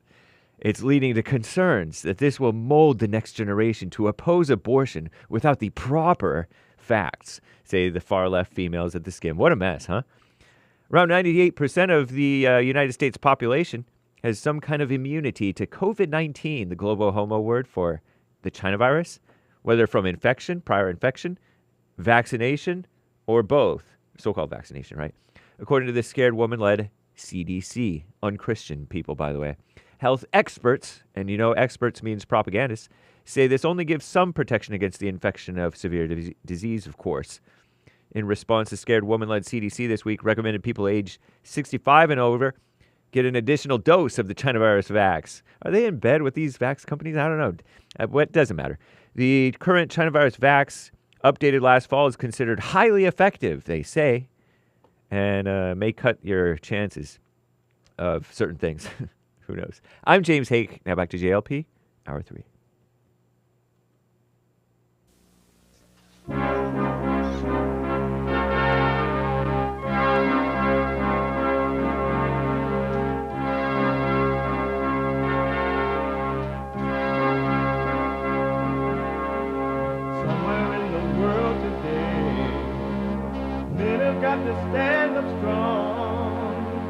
ain't the truth about themselves to understand what went wrong. I know we can find a way. I know we can find a way. I know we can find a way to stand up, stand up, stand up. Uniting the races with truth instead of dividing them with lies. We're also rebuilding the family by rebuilding the man. I'm Jesse Lee Peterson. Welcome to the third hour already. What the? Of the show. You can get involved. There are two lines right now by calling 888-7753-773, 888-77-JESSE, Jesse. Jesse, my biblical question for this week. The biblical question, what is hell? What is hell? That's an amazing question. We have every way that you can watch and support the show listed on JesseLeePeterson.com/show, JesseLeePeterson.com/show. And you can listen to the show on your iPhone or iPad if you're too busy to sit and watch it live. Of course, you can podcast, but you could be listening while you're doing what you're doing, what you're doing, what you're doing. It's amazing. Amazing. By calling 641-793-1500 on your iPhone or iPad, 641-793-1500. When you and you can podcast the show, but you can be listening doing whatever, laying up at a beach, getting beat by your husband, or getting beat by your wife, or riding an airplane and it was put together by affirmative action people, and the doors fall off in the midst of the sky. You could be listening to the phone. Yo, you still could be listening while the doors are falling off. Or when you're about to land and the air traffic controller is a DI person. And they're like, this is pilot, no. I'm coming in for a landing. Which land road should I take? Oh, wait a minute, baby, let me see. Let me look out the window. Because I can't read this board. Oh, these lights flashing. What the? Come in on the left side, baby. Oh, right over yonder. Okay. And they coming in. And then this alarm system goes off. Alert, alert, alert. Another plane is on the roadway. What the? I meant the other side over yonder. You still can be listening on your iPhone or your iPad. All right, by calling 641-793-1500.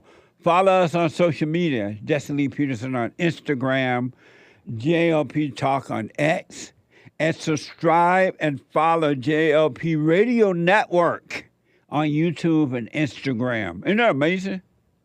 Like, follow, ring the bell, blah, blah, blah. Real fast. It is Friday. It's Get It Off Your Chest Day. Whatever is on your mind, express yourself Friday. You, Tom, like a mug. You need to go and get yourself bleached, because everything you say about black people, and you're sitting up there looking like a tar baby. It might sound like a semantics argument, but he's a great alien. I wonder if he's been smoking pot. I'm American made. I got American parts. I got American faith. In America's heart, they say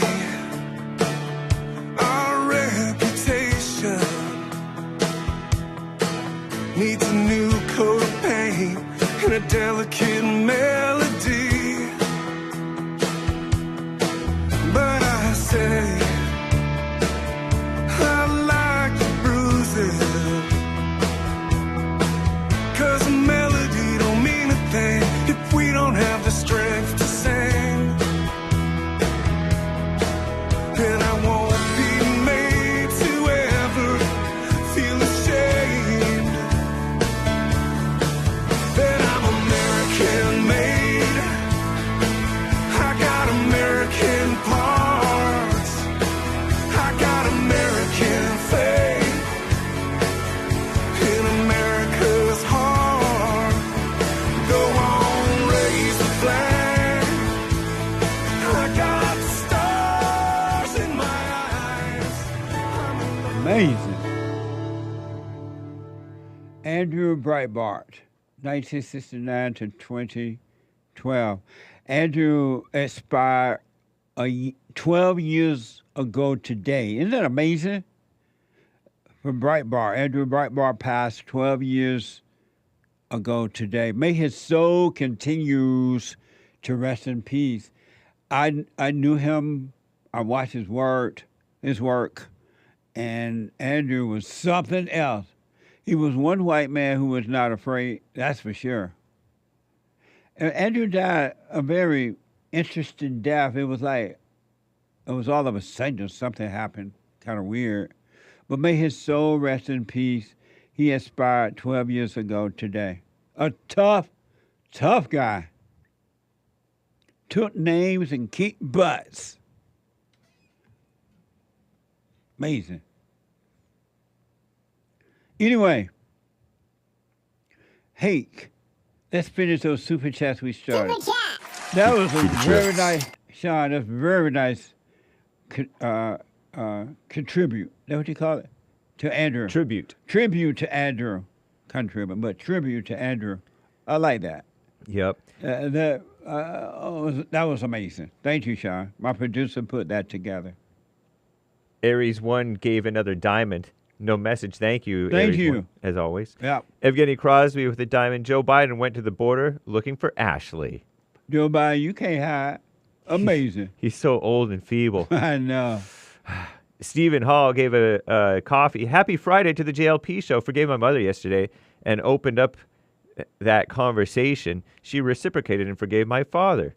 Practicing silent prayer and involving my wife and kids at home to introduce them to these new concepts. We're recovering Bible thumpers. Praise God for change. Radical change is coming to my house. Time to clean my quote-unquote house. Right on. My universe needs this. Thank you. Stay with it. Stay with it. Stay with it. Stay with it. Stay with it. Amazing. Thank you. Hannes O'Callaghan bought 3 coffees.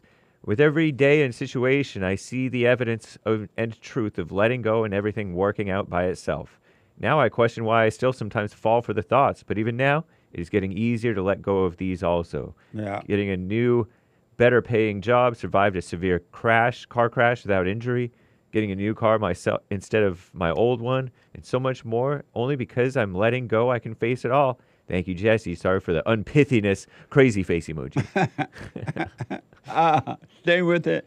I wish you well. Never give up. It would be a horrible mistake to give up. Stay with it.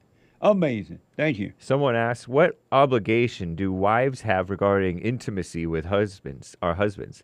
I have no desire, and he sees it as a personal rejection.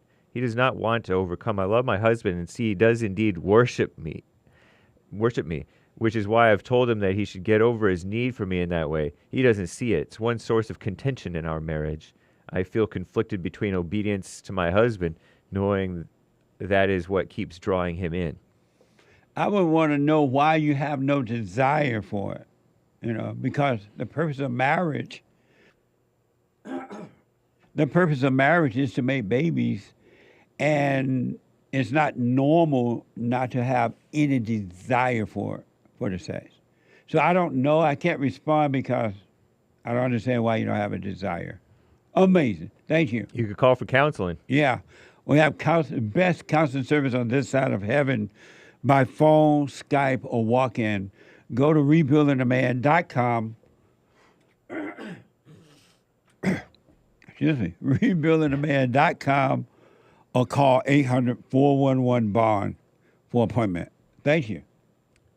Amazing Asia, 5 coffees. Good morning. I was recently offered a promotion at my job. I work in NYC. We close at 8 p.m. In order to become a supervisor, I have to be able to close the store at least 2 nights a week. Usually work 3-4 days a week. My husband doesn't believe I should be out so late, especially with illegal immigrants running rampant because I have to ride the subway. He tells me to quit or only work day shift, but I'm scheduled according to the needs of the business. And an attack can also happen during the day. We go half on the bills, and he doesn't make enough to cover everything. Is he overreacting to the illegal immigrants, or is it his ego wanted to tell me what to do because of this is the third job he's making me leave just to start over? It's not like he's covering the bills. He can only cover half, so I end up leaving a job and then struggling to find another job. What should I do? Take the promotion or quit? Well, I can't respond to that because I have some questions for that, but it is a decision that you and your husband need to make together for sure. And don't you resent him. If he's wrong, don't resent it so you'll see the right thing to do, all right? But I do understand his concern about you being out there at night because things are bad now out there in the streets. And I do understand his concern, but I don't know what you should do at this point. Thank you. Also on Cash App, Lamar gave a donation to JLP saying, church for church. Isn't that nice? Thank you. Thank you. Church is amazing. Rebuildingtheman.com/church. Check it out. Rebuildingtheman.com/church. Thank you. Sonny bought a coffee. Jesse, my sister left her boyfriend of 8 years for a girl. She wants our family to be accepting, but we want nothing to do with that type of garbage at our family functions and don't want to meet her quote-unquote girlfriend. Do we just let her live in her hell and ignore her? What if she comes around and tries to bring over her quote-unquote girlfriend? Don't judge her. She can't help herself. It's not her. And you'll see how to deal with it in the right way. But don't make an intellectual decision on how to deal with it or not to deal with it because the intellect will always deceive you and cause you to make the wrong decision. All right? But just don't resent her. Amazing. We Had No Questions Sunday gave a Rumble rant. The earliest interviews were amazing to watch. People seemed so much more sophisticated back then. Have a great day, everyone. Thank you. I am accustomed to those type of interviews that just got like grown-up talk. The interviews today are like, I did an interview with Roseanne Barr the other day, and it was deep. It was like grown-up interview. It was really, really good. And but I'm used to that, not this stuff that's just online with talk shows and nothing really to say. Thank you. Also on a Rumble rant, we all love Trump. Gave one saying morning and a nice morning picture emojis. Morning. Sunrise. Thank you. Let me see what the Great White Hope has to say, by the way. Oh, Don, you're a little controversial. You're talking about illegal immigration. I said it's illegal. That's right. Amazing. Nice. Thank you. Greenwald gave a couple of coffees. The first man to reach 1,000 feet from Here's my other Trump. Amazing. See, I got the thumb up right there, too? Amazing. Nice. Amazing. Okay, I'm sorry. Canadian David is a Rumble supporter saying Floshinsky with a diamond. Thank you. Thank you. There was a couple coffees from Greenwald, I started to say. The first man to reach 1,000 feet from the summit of Mount Everest got down only with the help of a phantom climber. And in 2004, a native climber saw shadow people walking toward him with their arms outstretched. To the caller asking about souls of the departed, they're definitely out there. Amazing. Thank you. Jordan bought a coffee. Jesse, keep singing for us. Musical note emojis, 3 of them. Quick question. Where do you get those sweet polo shirts? Amazing. The store. Thank you. I appreciate it. And I will keep singing.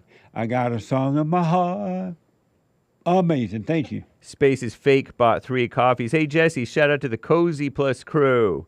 We love our moderators, but could I get a beta mail from my buddy Dunkachino?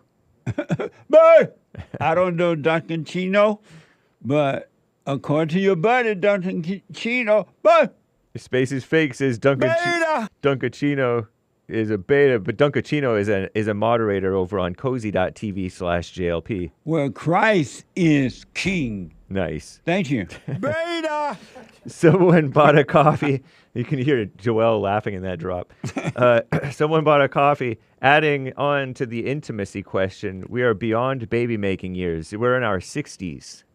Well, y'all too old. What the? What, are you taking Viagra? I don't know. Sarah had a baby and she was 99 or something, or 90. And Abraham was 100. All right. And where is Sarah now?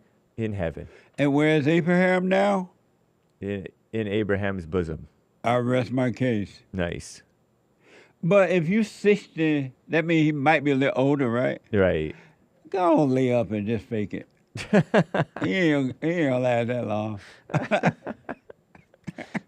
Terrible. Women know how to fake it. Don't take it personally. Just lay up there. Oh, honey, that's nice. And thank you, guys. I do believe that is all for now.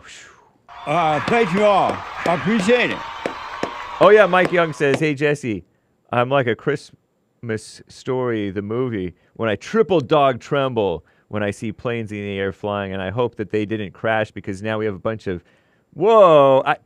N-word guzz trying to fly a plane. What a mess. He's like almost cussing. Thank you, Mike Young. Thank you, Mike. Amazing. Nice. 888-7753-773. Kyle is a first-time call out of you. What happened to Amy? I thought I saw Amy. Kyle, first-time call out of Utah. Kyle, welcome to the show. You're on the air. Good morning. Hi, Kyle. How you doing? All is well. Oh, that's right. I got a question. First off, I'm a truck driver. I listen to you all day long, but I was kind of growing up with no religion. I'm starting to get into it. I'm curious on what is a spirit, if you can explain that to me. I don't understand. What is a spirit? Well, there are evil. What is a spirit, James?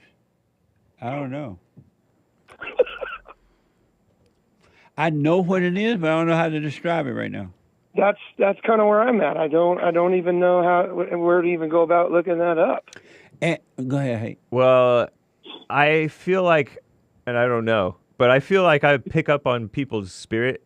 Me too. If they have some type of emotion or quote unquote energy to them, or good spirit if they have like a calm, a confidence, whatever about them. I feel like I pick up on those spirits, if you will. 10-4. I know that, people call it the soul and all kind of stuff, but I do know that God is a spirit, so it is him. And I know that Satan is a spirit, which is evil, and that's him as well. So that's a good question. Other than saying God or Satan, okay. I don't know what to tell you. Hey, you know what? That's all good, man. I actually thought of another quick question, if you have a second, Okay. while I was on hold. All right. If I were to get married and have a baby, and let's say like you were my counselor, and I did everything you said from day one, right? Would my child still have to forgive me and his mother? Or if you do everything right, if your parents did everything right, do you have to forgive? Or if you, first I would ask, how did you have that baby? And then, yes, sir. but not out of wedlock, not out of wedlock, the right way. But let's say that you and your wife made a baby, right? And your spirit was that of love. You have forgiven. Your old nature was gone, and your baby was born. Your baby would never have to forgive because your baby would be born into love. And in love, there's nothing but love. There's never anger. There's never resentment. So your baby would not be tempted to fall away from love. Aha. Okay. That makes sense, man. God dang it. It's so good to talk to you. after all this time listening to you. Amazing. Hey, man, I appreciate it. Hey, you guys have a good day, all right? All right. Thank you for calling. Call me again. Be careful on the road. Yes, sir. 10-4. All right, buddy. Okay. 888-775-3773. Joe is out of Massachusetts. Joe, welcome to the show. You're on the air. Hi, Jesse. Good morning. Hey, Joe. Can I answer the biblical question? What is hell? I've seen it my whole life as basically a story, a lie created by men to put fear in other men to keep the churches full and the baskets full of money. So you think that hell is a made-up thing? Yes. Okay. Created by man, which in turn was created by Satan. Interesting. And it's just a story to put fear in men and women and keep the churches full and the baskets full of money. That's how I've always seen it in my life. I appreciate it. Very interesting, Joe. I'll put my 2 cents in on Sunday. I want to now, but I won't. And very interesting answer for the Bible question. I appreciate that. Thanks, Jesse. And tell that truck driver, be safe. Yeah, I did. I told him to be safe out there on that road, man. Be safe out there. Yeah. Thank you, Joe. All right, bye-bye. Bye now. 888-7753-773. Let me go to Carter out of Virginia. Carter, welcome to the show. You're on the air. JLP, what's up, man? All is well, Carter. Thanks for calling. Awesome. I want to answer the biblical question. What is hell? I think hell is living in an angry life and thought. And when I got that answer, the next thought was, that's a cliche thing to say for the JLP show. but that's dumb, too, because the truth is just the truth. That's right. You know what I'm saying? And the devil's like, don't say that. That's so cliche. But I'm like, no, that's dumb. It's not a cliche. It's the truth. Well, at least you caught those thoughts. That's cool. Yeah. But, and so repeat it again. What is it? Living an angry life and thought. Oh, yeah. Nice. I'll put my little 2 cents on Sunday. Carter, very interesting, man. Awesome. And I want to share a quick story. A couple months ago, my stepmom texted me, and she said, hey, kiddo, I miss you. And I said, 1, I'm not a kiddo, I'm my own man. But 2, I said, don't miss me. Nice. And my dad called me, and he was like, hey, man, I know you don't care about people's feelings, but, you need to be nicer. And we got into a whole big conversation, and eventually he said, we got into talking about fear, and I was like, it just doesn't make sense to have this fear, man. And at this point, I already forgave him, been doing the silent prayer. Right. And so my eyes are open. I was like, it just doesn't make sense to have fear. He couldn't agree with me on that. And he said that his biggest thing was public speaking. And I know that was something that was in me for the longest because I got it from my dad. And so when he said that, it was like a moment of realization, like, these spirits really do pass down. Yeah. It was so interesting to see that. So he disagreed with you that it doesn't make sense to have fear, or he agreed? He disagreed. Really? And he couldn't see that it didn't make sense. Oh, so he think it makes sense to have fear? Yeah, he just thinks it's natural. That's amazing. Yeah. Well, good for you, man. Stay with it, stay with it, stay with it. Yeah, man. It's really cool. And, I used to be so caught up in thoughts when I was doing the silent prayer, but recently I've just been letting go of them. Yes. And they've just been so minimal now. Yes. And it's so cool, man. It's like my life is really being returned to me. And I had no idea how to, get out and do things. But my stepdad told me, hey, man, you got to do it. And the light was on. and I knew I had to do it, and I just started doing it. And it's so cool, man, just taking on life for myself and looking back at a year, it's like, you know, I've come such a long way. It's really cool. Stay with it, stay with it, stay with it. It only gets better. It becomes clearer, easier, clearer, easier. It gets better. Stay with it. I will, man. Thank you, Carter, for responding to the biblical question. Well, I appreciate it, buddy. All right. Thank you, JLP. All right. It's been a long time. Roy out of New Hampshire. I asked Roy to call back from yesterday. Roy, thanks for calling back. You're on the air. Jesse, can you hear me? Loud and clear. Yes, sir. Hey, so I'm wondering if you could help me.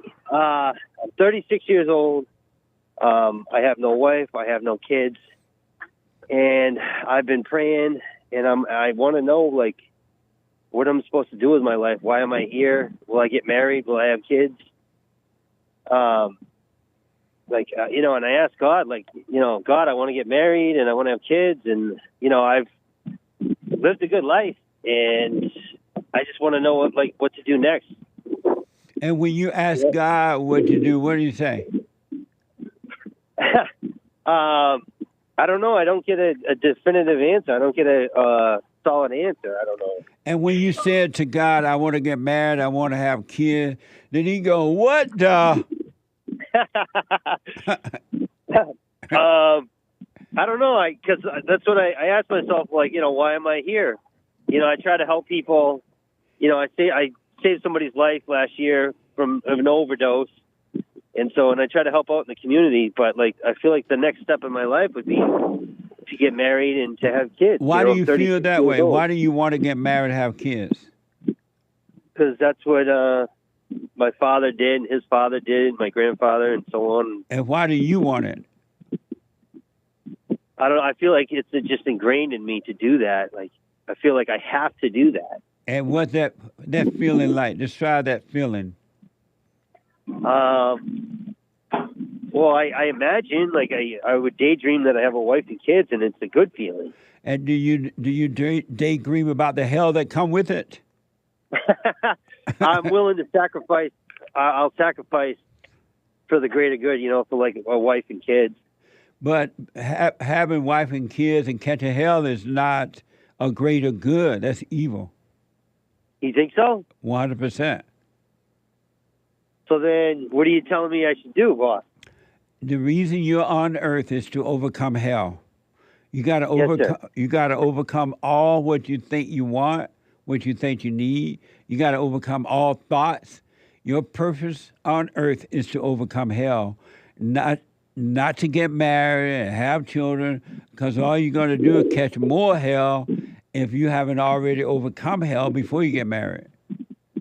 And Satan is telling you that that's what you want, and he giving you those ideas. He's lying to you. He's setting you up for deeper troubles. But your purpose in life is to overcome hell. So could you help me? Like, what could I do in order to overcome hell? One suggestion.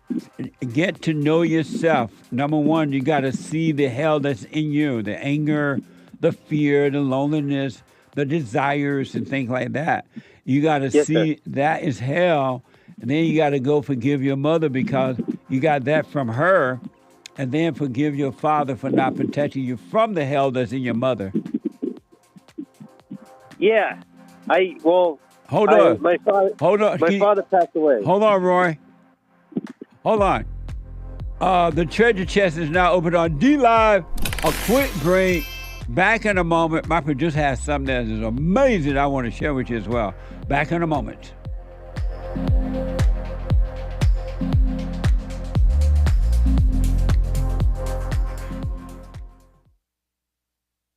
Check out my book, For Raised to Responsibility. I show you how I was able to overcome anger.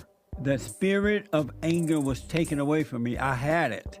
And as a result of having anger, I was insecure. I had doubt, worry, fear. I was in a fallen state and didn't know it. And it wasn't until I went and forgave my mother who tried to turn me away from my father. I forgave my father for not being there and returned back to him. My spirit connected with his spirit, and through him, I was able to return to God. And I have perfect peace. Perfect love casts out anger. And when anger is gone, fear and doubt, worry, insecurity, suicidal thoughts, all of that is gone, and you are free. Amazon.com, Barnes & Noble, or if you want an autographed copy, you can go to my website at rebuildingtheman.com or call 800-411-BOND.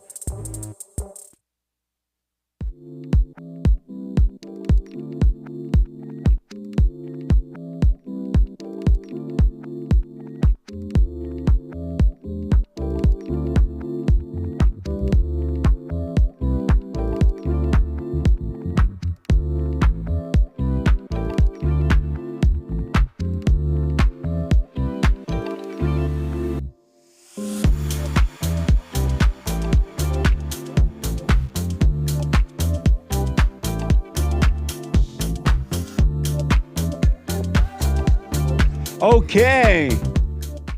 Quick announcement. At the top of this hour, the Hake report is coming up. The Hake, H-A-K-E report.com at 9 a.m. Pacific time, from 9 to 11, the HakeReport.com. And James Hake is on fire. He ain't got the good hair for nothing. The guy with the good hair, you white. And then at 12 noon, brand new episode of the FallenState.tv, Janela Mendez Vera. I think that's right. Janelle Mendez Vera. She is a Marine Corps veteran, feminist, and human rights activist. Watch this. Next time on The Fallen State. I am literally one of the highest ranking inventors in United States history. According to your bio, you started an OnlyFans account where you post naked pictures of yourself. That's how I paid for my inventions. So it is empowering. To think of yourself as a powerful woman is an illusion. I could care less what you think of me. If you have a lot of internalized misogyny and a lack of education, I'm extremely happy. I know for a fact, inwardly, you're miserable. I think you're going to like it. It was interesting. Today at 12 noon Pacific time. Support the Fallen State while you're there. FallenState.tv/donate. And at 12, the American Anchor Baby. The American Anchor Baby. Flying high on natural energy from God, not drugs. You don't want to miss the American Anchor Baby at 4 p.m. today. And then Sunday morning fellowship for all. Go to rebuildingtheman.com/church. Doors open at 10:30. Meeting starts at 11 a.m. Pacific time, 2 p.m. Eastern time. And support the Fallen State the church service while you're there. Donate, tithes, and offerings. All right? I appreciate it. Let me go back to the busy phones while Sean is coming in as well. Roy, let me go back to Roy. Roy, have you gone and forgiven your mother? Yeah. I lost my father in 2010, and I took care of him till the day he died. I forgave him. We used to beat the hell out of each other. And then my mother, I pretty much, I want to say I forgave her also, and I've helped her with addiction and alcoholism and all those things. And did you tell her you forgive her? Yeah, I'm pretty sure, boss. What did you say to her? That I don't hold it against her for how we were treated when we grew up, and that I love her, and I'm not mad at her, and, I forgave her. So why haven't you forgiven her? You have not forgiven her for what she's done. Oh, I'm not sure what she did. What should I do? So why are you saying you forgave her when you don't know what she did? Your mother didn't do anything wrong. Okay. Did she do anything wrong while you were growing up that you didn't like? Well, I mean, I don't know. I had two brothers, and we didn't have a lot of money, so we just did the best that we could. It was a tough life. Your mother didn't do anything wrong while you were growing up? She argued with my father a lot, I guess. She was a good mom, though. She took care of us. What was good about her? She made sure that we had clothes, and we had clean clothes, and she made food for us, for dinner, and she took care of us. And what was good about her? You just told me what she did. She was supposed to do those things. She had you. That was what was good about her? I feel like what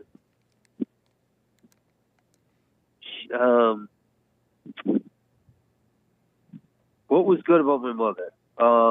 She had a good soul. She has a good soul. What was good about her soul? What was good about her soul? Her caring and compassion.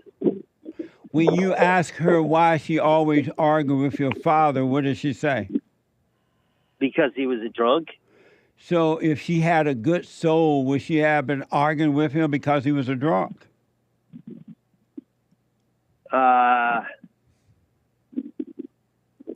Maybe not. So why do you think she had a good soul then? Because she took care of me and my brothers. She was supposed to do that. Yeah. And did you ask her why your father hated her so much? Why she irritated him and drove him crazy? I talked to my dad all the time before he died, and he kind of just took it with a. Did you ask your mother why did she drive your father crazy? I did, but I guess I never really got a solid answer. Your mother's evil. Really? And that's why she turned you away from your father. And your father knew it, and he didn't know how to deal with that evil in her because she was just like his mother. He married his mother.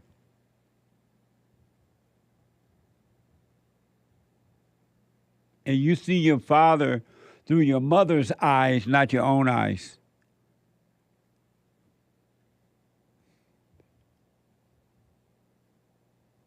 Yes, sir. So what? Can you hear me okay? I can, yes. Okay.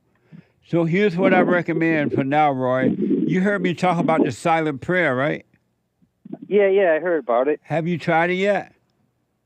Yeah, and I know I got to go online, you said, but I thought I was doing it correctly. No, do it. Go rebuildingtheman.com. Do what you're already doing, whatever that is, and then be still and know God. Rebuildingtheman.com/prayer. I want you to do that and watch the anger, and you'll see that your mother have screwed you up. And Satan is telling you that the answer to your problem is to get married and to have children. That just only creates more problems, not going to solve what's missing inside of you. Okay. Because all right. Look how many people you're supposed to have helped all this time, and you still don't have peace. Your peace is only going to come when you forgive your mother. All right. So, and your mother cooking and cleaning and buying you clothes and stuff, she was supposed to do that. She had you, she was supposed to take care of you. That's not love. Okay. Do the silent prayer and call me and let me know what you think. Yes, sir. And don't get married right now. You're not ready for that. But I'm getting old, man. I'm 36. Abraham was 100. So it's okay? Yeah. God doesn't care about numbers. He doesn't care about your age. All right, so just focus on what I got to do then. Yeah, work on overcoming the hell that's in you. Overcome anger. Yes, sir. All right? God bless you, Jesse. Thank you, buddy. You too. See you. All right. Amazing. Larry out of Indiana. Larry, welcome to the show. You're on the air. Hey. Hey. Hold on one second. Hey, Jesse, how you doing? All is well, Larry. Hey, I'm calling you. So I've been messing with this girl for about a year, maybe a year and some months now, and it's just, I mean, I really don't know what to do. So right now, at first, I started messing with her when I was in the fallen state. You know, I was having sex with her, XYZ, but then I woke up and I was able to realize, you know, like, this girl, she has a lot of problems, and she's really, really, really afraid of her mom. And it got to the point where I'm like, I'm not going to keep telling you, like, hey, you know, you shouldn't be scared of your mom. Hey, you need to pay attention to what your mom is doing, XYZ, because it's just not what I'm supposed to be doing. And I mean, I know what to do, but it's like I don't know what to do, and it's really confusing me. So right now, she's really scared of her mom, and she's living with me. I mean, she was going to college, and she didn't have nowhere to go. Her mom didn't have a house. Her father didn't have a house. So I moved her in with me, and I mean, I guess you could say it's well, but it's really not well. Like, a lot of the times she's not listening. Like, I have to say something, and I have to repeat it for her to be like, all right. And then most of the time when I tell her to do something, she's talking back or, you know, just not listening. But I'll be like, well, she's only my girlfriend, so I'm not going to expect full obedience. But at the end of the day, I still do expect some kind of obedience, meaning that she's living with me. And she's just out here. I'm out working every single day. I'm working on myself every single day. Like, I mean, I'm changing every single day. And I mean, she's still in the same place, still with all of this anger, fear, and doubt and worry. And she's just constantly looking for thrills. She's always trying to go to parties. I shut the party down, so she's not allowed to go to. I mean, she is allowed, but I just don't allow it in the relationship. You know, no parties, none of that. Because nowadays, and mostly in Indianapolis, you really can't go to parties because there's nothing to do except get drunk, get high, or get shot. Especially, I tell her, you know, like, she tries to say, like the other day, she tried to switch it up. She was calling it a party at first, and then when I was like, no, you're not going to no party, she started trying to call it a kickback. And it's just a little get-together. It's my cousin and all that. Okay, so now I was like, all right, let me make it just clear. Any place where a bunch of young blacks or just blacks, period, get together to get drunk or get high, you can't go. It's a no-go. Nice.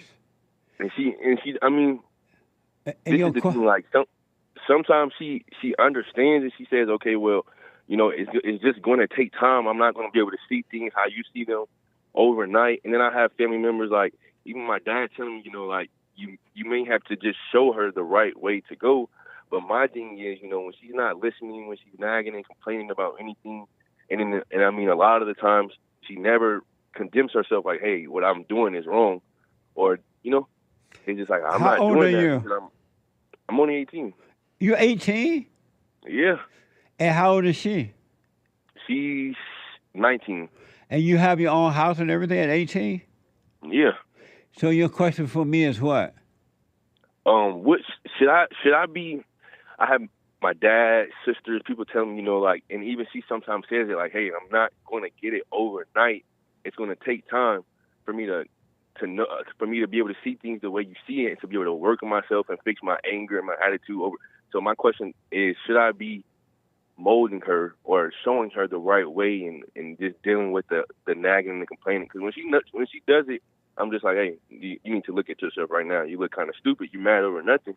But at the same time, I'm like, I shouldn't be dealing. I don't have to deal with this because I'm only 18 and I'm still working on myself. And you know, like, molding you, it just doesn't sound right because you're only my girlfriend. And it's like I don't expect anything from her. You know, like moving her in XYZ because I already knew what I was doing when I did that. Yeah.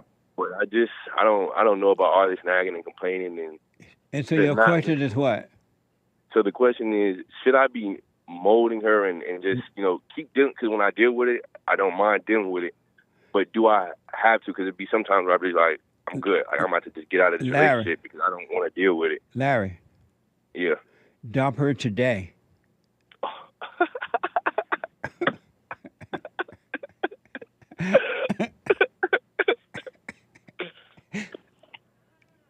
Today, Larry, dump her.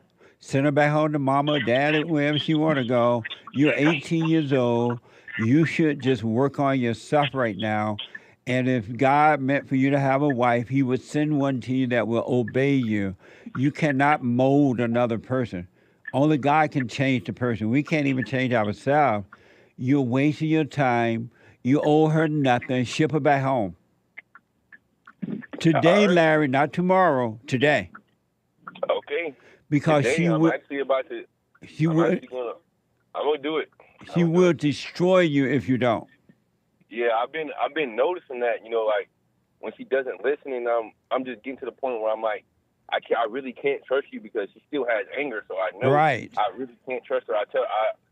She tells me she loves me, but I say, like you She can't doesn't keep love telling you, me. Larry. She hates you. That's what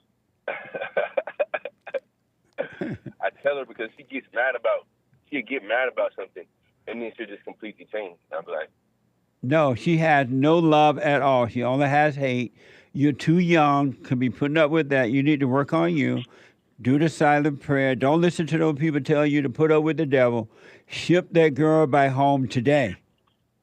okay, today, not tomorrow. Not tomorrow, not next week, but today.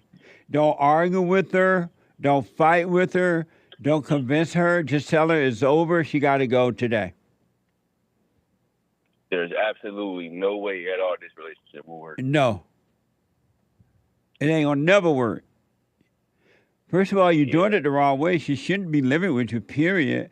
You're 18 years old. You're too young to be in a relationship like that.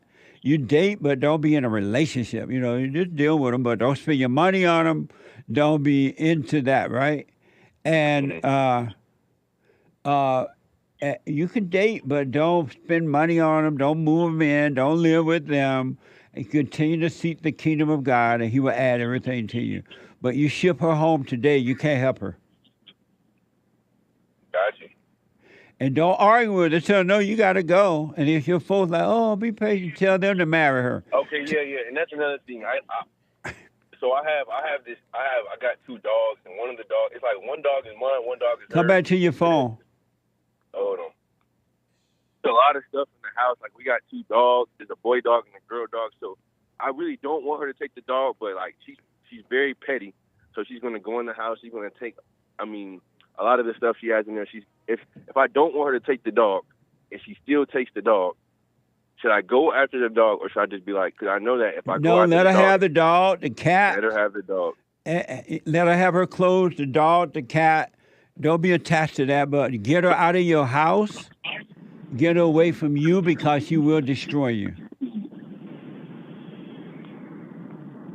All right. I'm about to go ahead and give that call right now. I appreciate that. And then if your folks like, oh, don't do that, let her stay. Tell them to come again and let her stay with them and let her screw up their life, not yours. Yeah, man, because I say, like, if it was up to me, there would be 100% peace. And Yes. she'd be like, and she doesn't believe that's possible. I'm like, Don't try know to how your convince mind- you. Can't convince the devil of anything. Don't argue with the devil. Don't try to convince the devil. Get rid of her today, Larry. And be done with her. If she start crying, let her cry. If she want to bake a cake, whatever. But be done with her. She will destroy you. Got it. And you stay with the silent prayer, work on you, and only seek the kingdom of heaven. Seek God. And He'll add whatever you need to have. It'll happen naturally. It'll be, you don't have to make it happen. It will happen naturally. You're not supposed to be trying to make any relationship work. Either work or it doesn't. And this one ain't working. All right? All right. All right, let me know how it goes. But ship out. Let her know today she's out.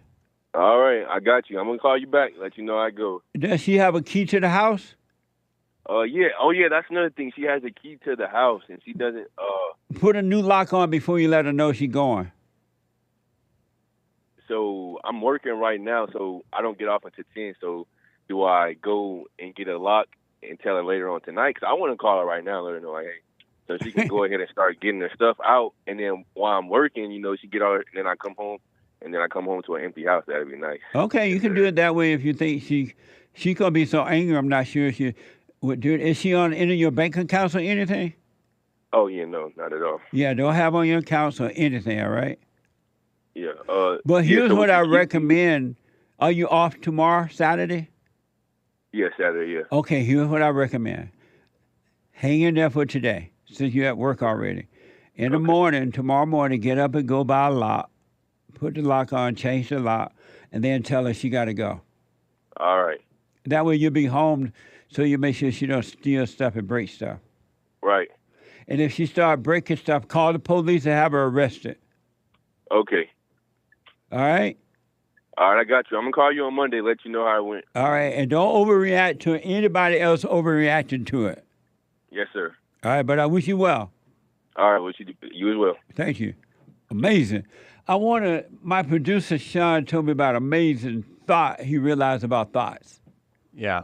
I mean, it might be obvious. It is something we talk about all the time, but it's just amazing to me how what we do to avoid feeling bored. You know? Yeah. It's like that relationship to the thoughts that we have, like dancing with the devil, is something we engage in just to avoid feeling quote unquote bored. Like, we don't want to move on because we'll get that feeling of it not going our way or not feeling bored. I was doing the silent prayer last night, and it just, like, this is something I've thought about before, but it sort of hit me in a new way. You know, I saw it clearer than I usually do, because I got a thought, and then it led to another thought, and another thought, and another thought. And I thought, you know, how did that happen? You know, where did that come from? And I realized, you know, it came to me, and the devil said, you know what? You should think about this. Will be interesting. Think about this for a while. You don't want to be bored. You don't want to be bored, right? Wow. You should just think about this for a little. Play with this for a little while, and then I did, and then once he got me, it led to another one and another one and another one. But it's like that's all you've ever known, you know. So that feeling of boredom is almost like losing it's like breaking up with someone or losing a friend. You know what I mean? That you've had your whole life. Because it's another false identity that you've identified with all your life, thinking that boredom was good or bad or something, so you try not to deal with it. It's just another false identity. Right. That's amazing. Yeah, and boredom is a feeling. Yeah. And it's just as evil as anything else. You can hear people say, "Oh, I feel bored." I know, right? And the old phrase is only boring people feel bored, or only boring people get bored. But in any case, I don't know. I started looking at it in a new way, like because like I said, he gave me a thought, and I took it, and I said, well, I don't want to feel bored. This will be interesting. This will be fun to think about this for a while. And that's what happens when we communicate with him at all. He'll give you one thought, and as soon as you accept it, he'll give you another one. Right. You get you another, then you find yourself doing everything he says. Right, like Larry, who just called. At the beginning of the call, he said, you know, I pretty much know what to do. Yeah. You know, he already knows, but the devil's giving him all these other thoughts to avoid from feeling bored, because he's so used to getting that thrill of dancing with the devil. Yeah, amazing. I don't know. Amazing. I love it. Boredom. It gets better. Yeah. Super chat. Super chats. Stan 69 with a diamond. For how long must we keep fighting Islamic horror? Islamic horrors? Islamic horror. What do you mean? Is he fighting it? How's he fighting it? I don't know. He's saying we. I don't know what you mean, Stan 69. That's Stan 69, right? Stan 69. Stan 69. I can't respond. It's not clear to me. Thank you, buddy. JV the Great bought a coffee. Why do black Democrats feel like they're blacker than black conservatives? It's as if they feel like they're really black and black conservatives are sellouts. Because they hate white people. Amazing. Mike Young bought a coffee. Hey, James Hake. Sorry for the super chat earlier, but I don't know what has happened to your people, James, where they have led affirmative action to destroy many businesses of America, including the aviation industry. Amazing. He's the one who was cussing and saying "engas." Thank you. Deus Intra bought a coffee. Answer to the biblical question: What is hell? What is hell? War is hell. War is not the answer, but only love can conquer hate.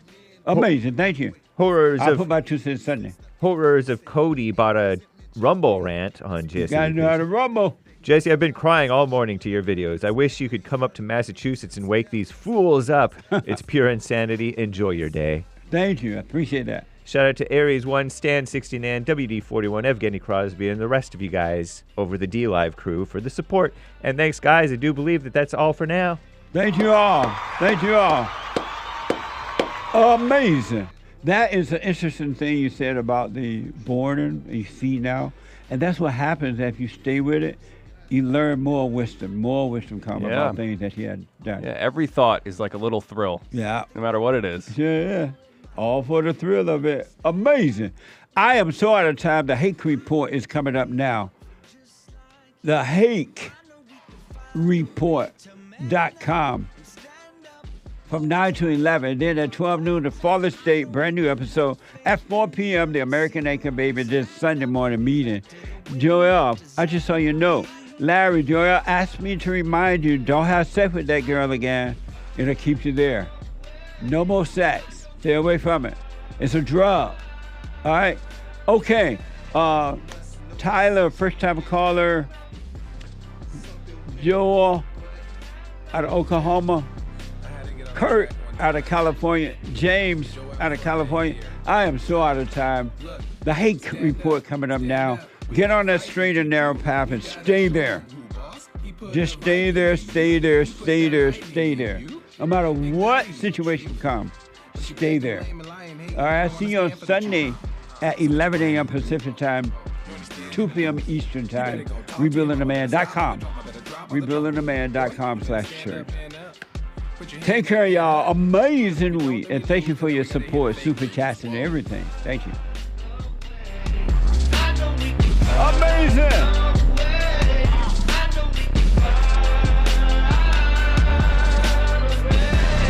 Must know that so you can. Something went wrong, but face the truth about yourself and just seek first God's kingdom, cause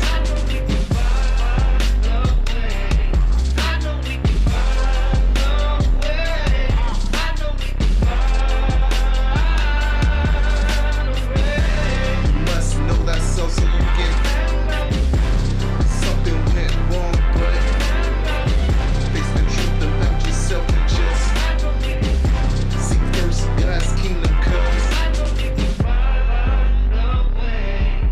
I know we can find a way.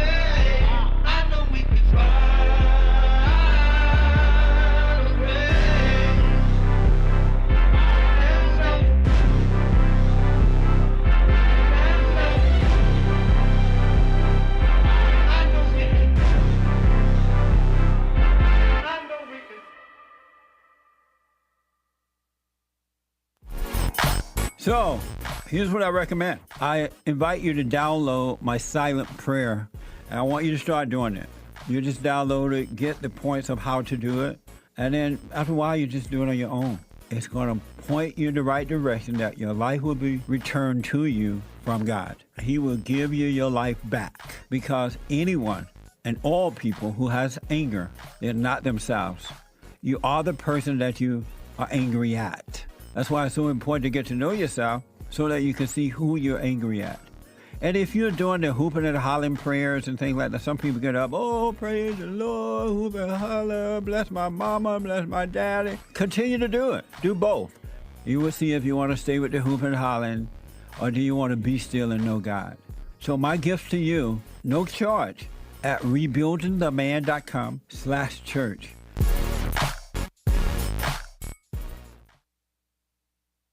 So I asked the question, are you better than a child molester? I've discovered over the 30 years of counseling, the one thing that's missing,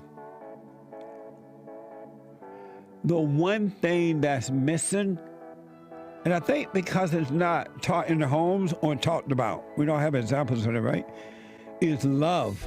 Our theme this year is to bring back Christianity, to love God with all our heart, soul, and might, our neighbor as ourselves, and to endure. And there, when you're in a fallen state, people will judge the molester but think they're better than the molester. And I ask, well, why do you think you're better? When I realized it doesn't matter what you think about yourself, or how much you have or don't have, or how you accomplish things in life or don't. If you have no love, you have nothing.